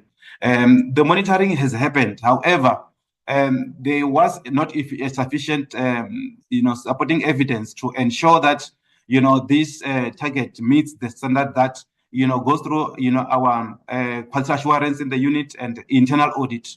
Hence, the target is not achieved, and the catch-up plan has been developed to ensure that the activities that were planned for in Q3, are included and they are being done so that they align with the quarterly targets. The catch-up plan has happened, but still in the final, there are still some challenges with regards to making sure that all targets, activities are done, because there are also dependencies with other external stakeholders. But we are, planning better in terms of making sure when we develop implementation plan, all activities are, planned in advance, and all the stakeholders are identified to ensure that this happens. The other one was the implementation of a ICASA Councillor Performance Management System. We take a very, firm view that we need to ensure that, there's a, right performance in line with the performance agreement by ICASA councillors.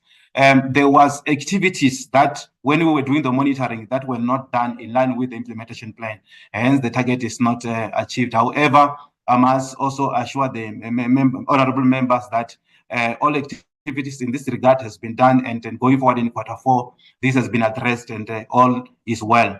The other target is the automation of e-government services on the e-portal to be monitored. In this one as well, there was some activities in the implementation plan that were not done that led to this target not to be achieved. Hence, the target was not achieved. But I must also indicate this one issues were addressed, and then this target will also be achieved in Q4. And then the last one, which is the fifth one, is the 80% increase in the DCDT integrated plan of action in support of the national strategic plan on the gender-based violence coordinated. This one as well, we're supposed to be sitting at 80% by Q3. Unfortunately, there are activities in the implementation plan that were not yet achieved, and the further issue was the issue of not meeting the standards of reporting to ensure this target is done and achieved. Unfortunately, it's not achieved.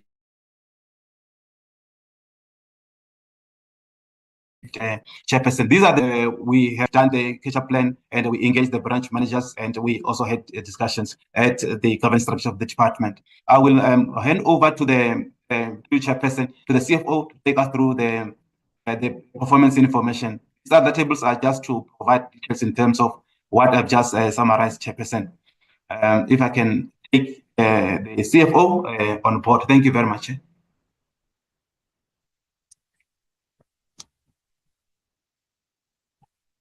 Okay, good afternoon, Chairperson. Good afternoon, members of the Portfolio Committee. Good afternoon to the leadership of the department and other colleagues in the platform. In the interest of time, we can start on slide number 25. At Q3, the department has been allocated a budget of 3.968 billion. And at Q3, we have spent 1.819 billion of the 3.9 billion. We showed an underspending of 1.539 billion at Q3, and we were sitting at 46% in terms of our spending as at the 31st of December 2024.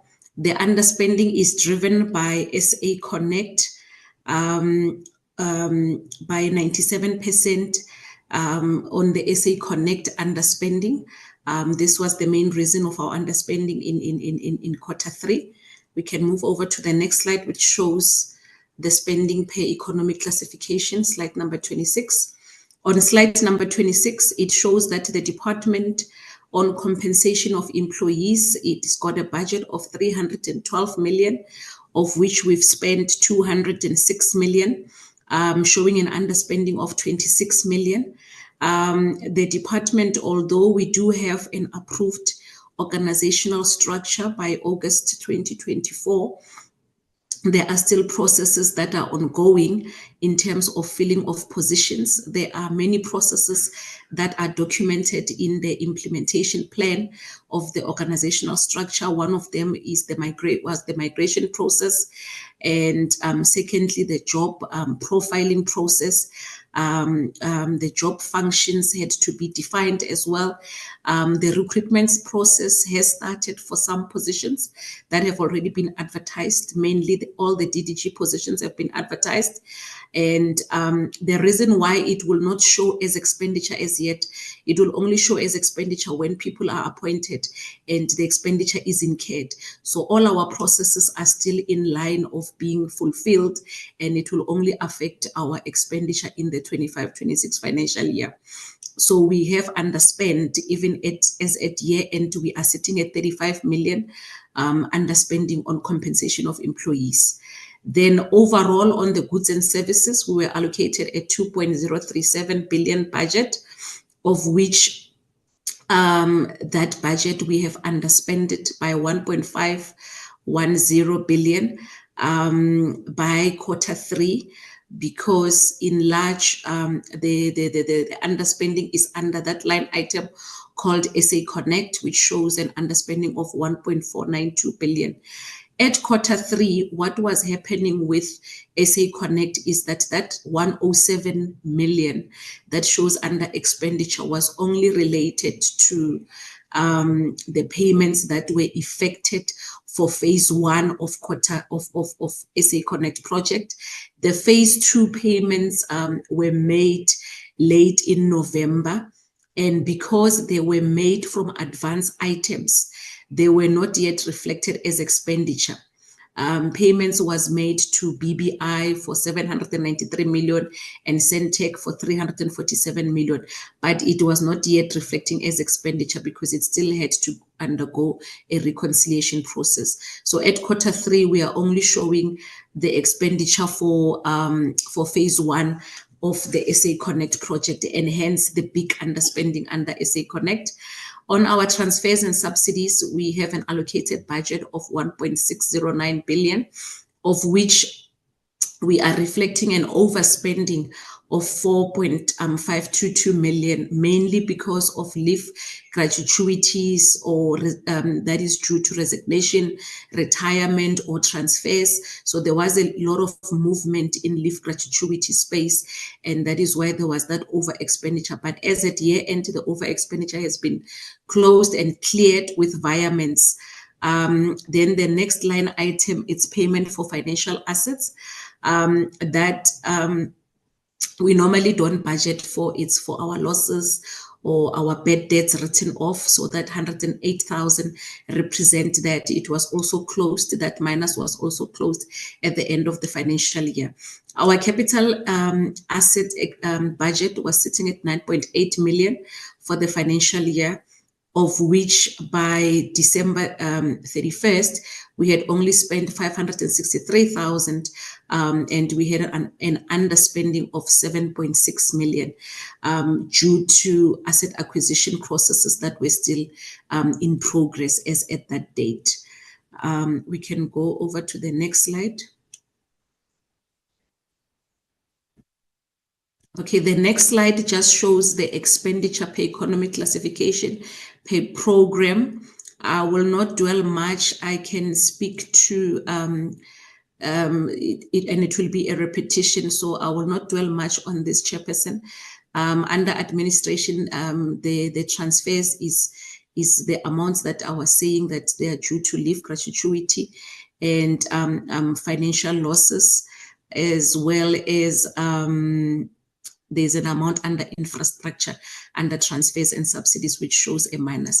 All the minuses were cleared during the Q4 period with virements and shifting of budget. So they were all cleared. Next slide. Okay. Right, I'm done. The main underspending that remains even at year end, if I will just update the committee, is still the underspending under SA Connect. In the financial year 24-25, there was a change in the accounting standards that we use. We use modified cash basis. It was changed by National Treasury to say that we no longer expense advances. The nature of the SA Connect project is that the implementing entities must get advances in order to do the work, and then they get invoices from their service providers whom they pay. This has been how this project has been working.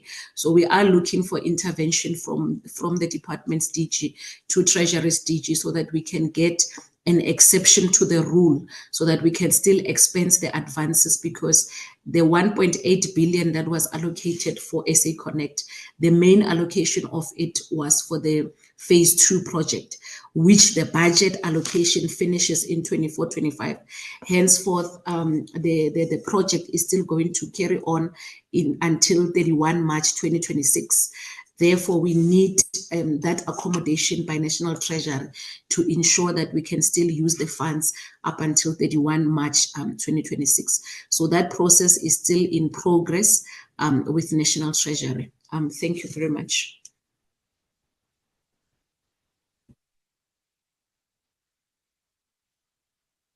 Thank you very much, CFO. Can we take the first of the entities, which I believe will be ICASA? ICASA? Good afternoon, Chairperson and honorable members. Chair, I don't have a slide. I'm going to ask through your permission, our CEO. She will be taking us through Q3 and Q4. I think to echo the same sentiments from the DG, Our Q4 report will be audited as being the last phase of our past financial year. So what we are sharing with the committee today, it's our committed APP from our last financial year. I'm aware, Chair and members, that there may be questions that could be leading to our current financial year. So what I was going to request is if we just focus on the APP, then it will guide us. Otherwise, we may find us talking on issues that we have already committed for the current new year. So if you allow me, let me hand over to our CEO who will take us through. Thank you very much for the opportunity. Thanks. Chair, before you get off the platform, do we have confirmation that the new councillors have now started? Because you were very nasty to us the last time. Chairperson, we are waiting for a gazette. I think I did request through the office of the minister, because until such time that the gazette is issued, the very same appointed members, that's the only document that can then confirm in terms of the ICASA Act. So they have not started. I think that's the short answer. They have not started as yet. Thank you, Chair. CEO?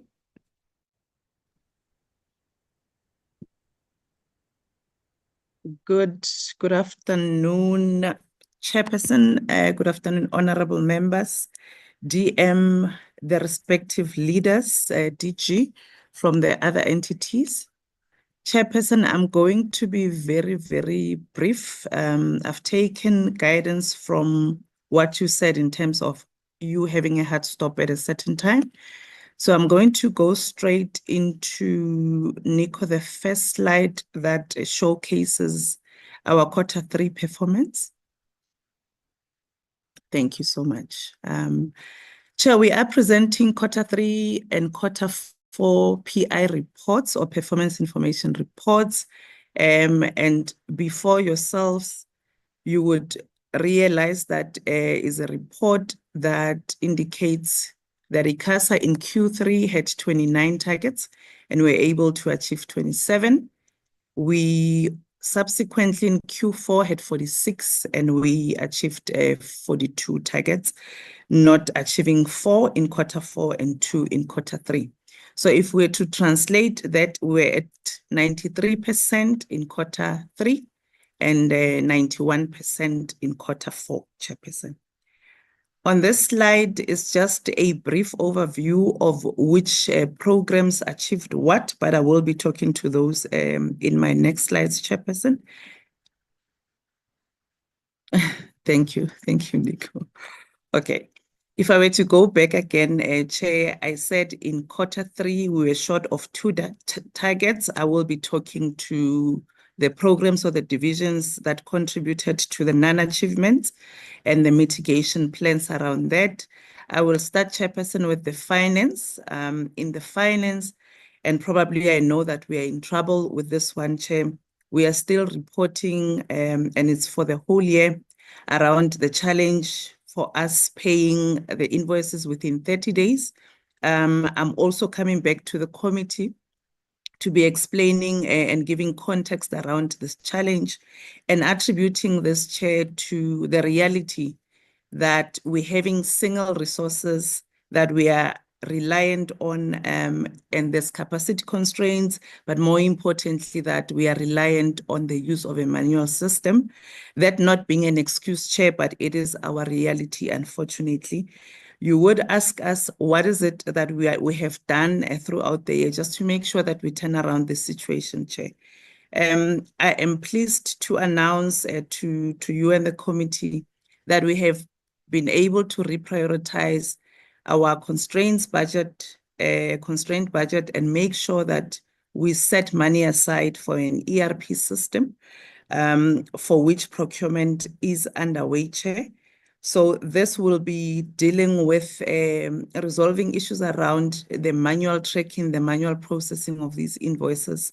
We do understand that it is garbage in, garbage out, but as we do that, Chair, we are reviewing the structure in finance to make sure that we capacitate accordingly, obviously within the confines of what we have.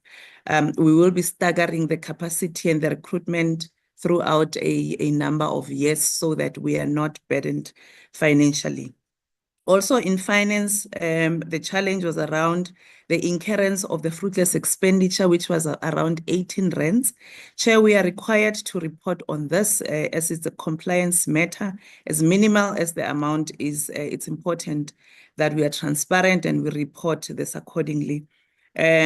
This, I must indicate, is an area that has seen an improvement. But as I say that, any 1 rand, any 5 cents is seen as a non-compliance. So we ought to have, indicated as such.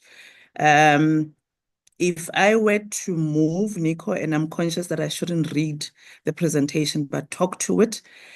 The other division, Chair, that contributed to the non-compliance would be licensing and compliance. You would recall, Chair, that we're embarking on a project for us to be developing a satellite regulatory framework, as we didn't have a licensing framework in relation to satellite. We embarked on this process, and by Q4 successfully, we had done well in terms of us holding the public hearings. But because I'm now talking to Q3, you would recall that in the last reporting cycle, Chair, I did indicate that again, in licensing, which is our core division and the engine of ICASA, essentially, that we only have one person that we're relying on specifically when it comes to satellite issues and the experience and the know-how. And because we're sharing the resource with our sister department, amongst others, Chair, we had issues with us publishing or finalizing the discussion document due to limited capacity. But as I said, Chair, we managed to catch up in Q4. And in Feb, I'm happy to announce that we were able to hold the public hearings accordingly, Chair. So we are on track when it comes to this one. Nico, if we proceed.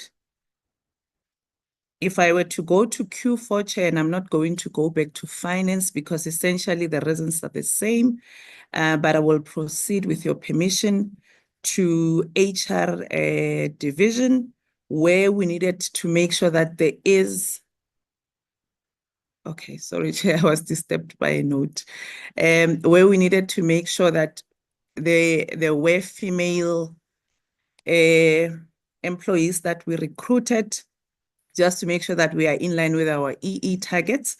So what happened on this one, Chair, is that we had 3 resignations that emanated from the occupational group that is female, and we couldn't replace them as at the 31st of March, and hence we missed that target, Chair.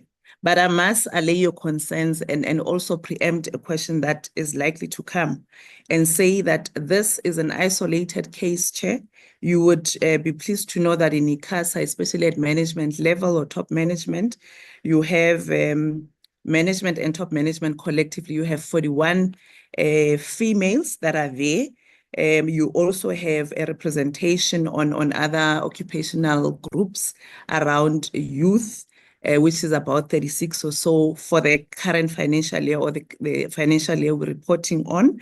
And you also had 6 people with disabilities. So we're doing relatively well, Chairperson, and we've not really missed such a target, except that this was an anomaly. And as I said, you would recognize and appreciate that as we recruit and replace, there are certain steps that we need to follow, such as your criminal checks and all of that.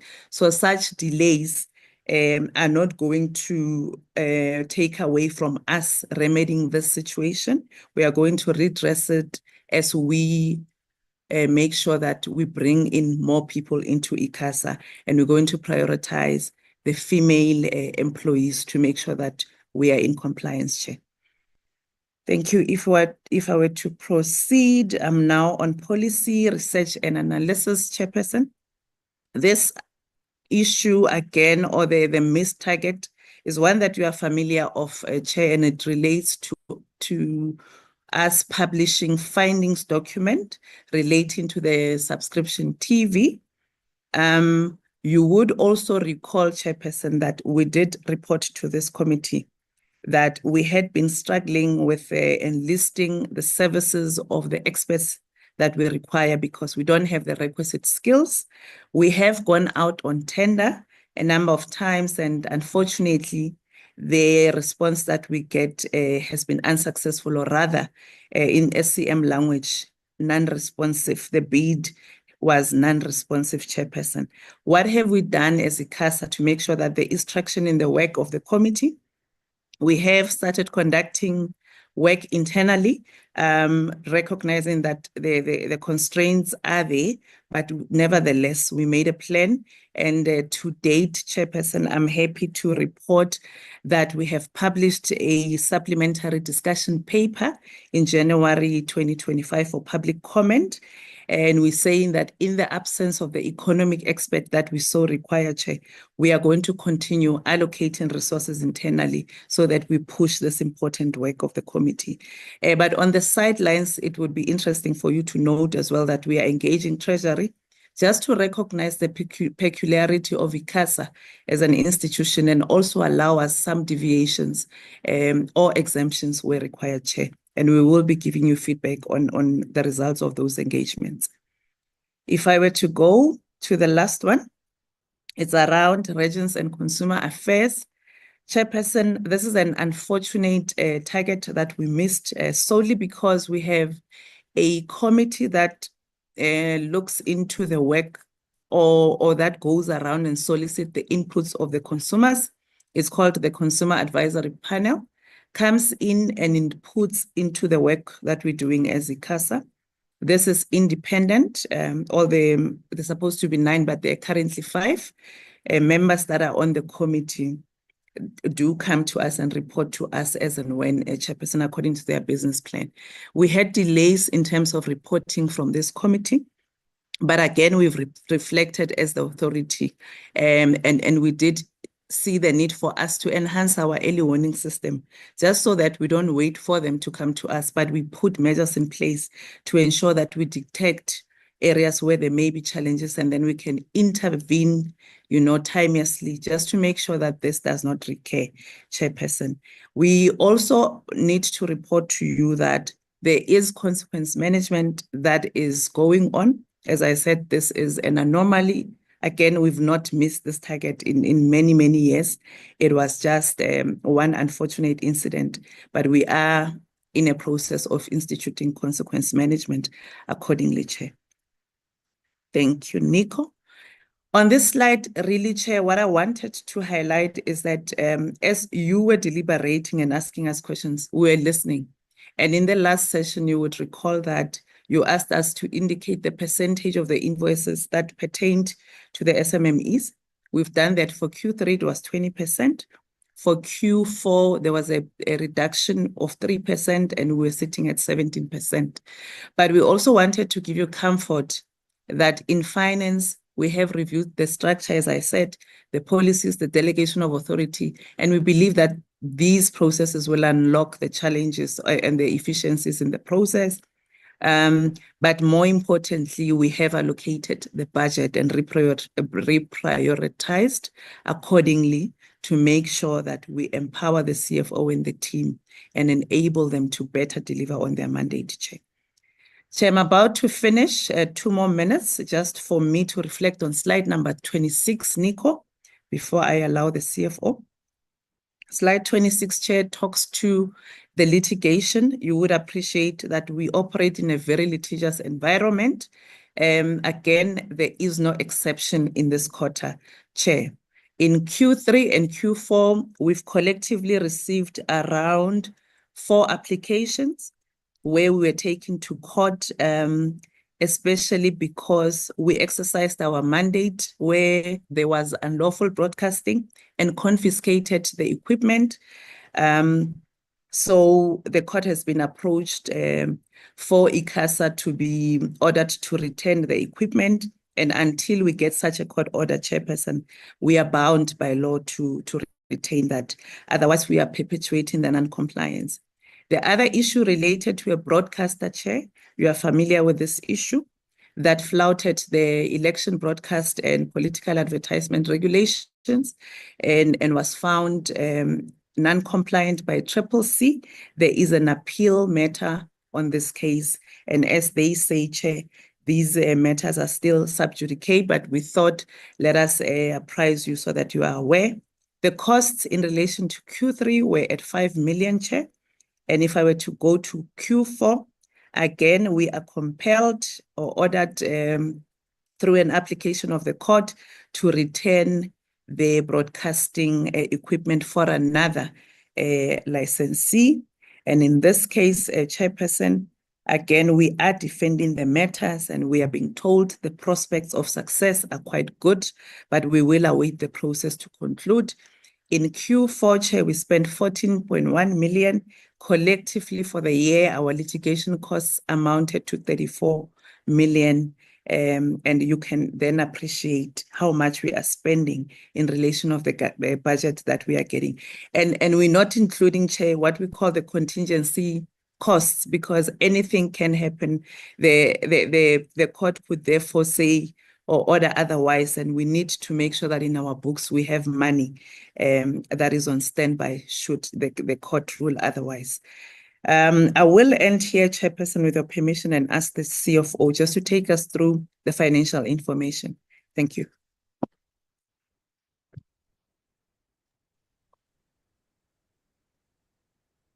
Thank you, Chair.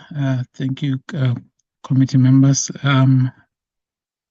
If we can go to the next slide, Nico. Thank you, Chair. The first slide, Chair, we took to the revenue collection, which is basically the money that we collected on behalf of the National Revenue Fund. Overall, Chair, for the year, we have collected 2.2 billion, which is 99% of what we had budgeted for, which was another 2.2 billion, Chair. Next slide, Nico. Chair, Chair, again, we are back at that matter where we have to show a bit of a significant variance in our budgeting. Chair, as you recall, we did indicate in the previous quarters that we used to roll over all the ring-fence fund without putting them into the various categories in terms of like how do we plan to use it per year, and then we break it down. That share we subsequently corrected in the new financial year, meaning going forward we expect the variance to be reasonable in comparison to what we have spent. Overall share, the income that we've generated is 525 million, which bulk of it is basically the grants, and then the second income is the interest share, majority of it that we have recognized. Share comparative to the expenditure share, we have a shortfall of 75 million. Share, not to alarm members, this also, as you recall, is a change of accounting share where we are now not sort of like setting off the ring-fence funds that we are incurring. So now we are spending without a comparative figure that comes to set off against the expenditure that we are incurring. From a compensation of employee point of view, Chair, we are sitting at 383, which was more or less 99% of what we budgeted for. The significant challenge, Chair, or variance, Chair, sits under goods and services as indicated. Included in the will be the IMT spending that we expect to spend. I think we are only spending up until I think 2027, if not 2028, or when we expect to finalize the second spectrum, if not 2026, 27, Chair. So that's where majority of that variance come from, Chair. Next slide, Nico. Chair, this I've already spoken to is basically a link to the previous one. Next, Nico, in the interest of time.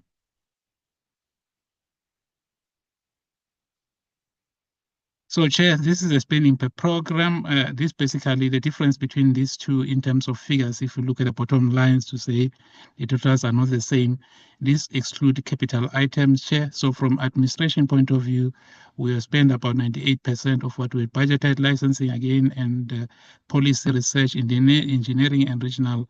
All these four our program, Chair, they are all affected by ring-fence funds. Hence, it's just depending on the variety with bulk of it sitting under licensing, that licensing will be the one of us underspending more than the other ones, Chair. But overall, we spent 582 million, Chair, cumulatively. Chair, I must also indicate that we are still busy doing accruals.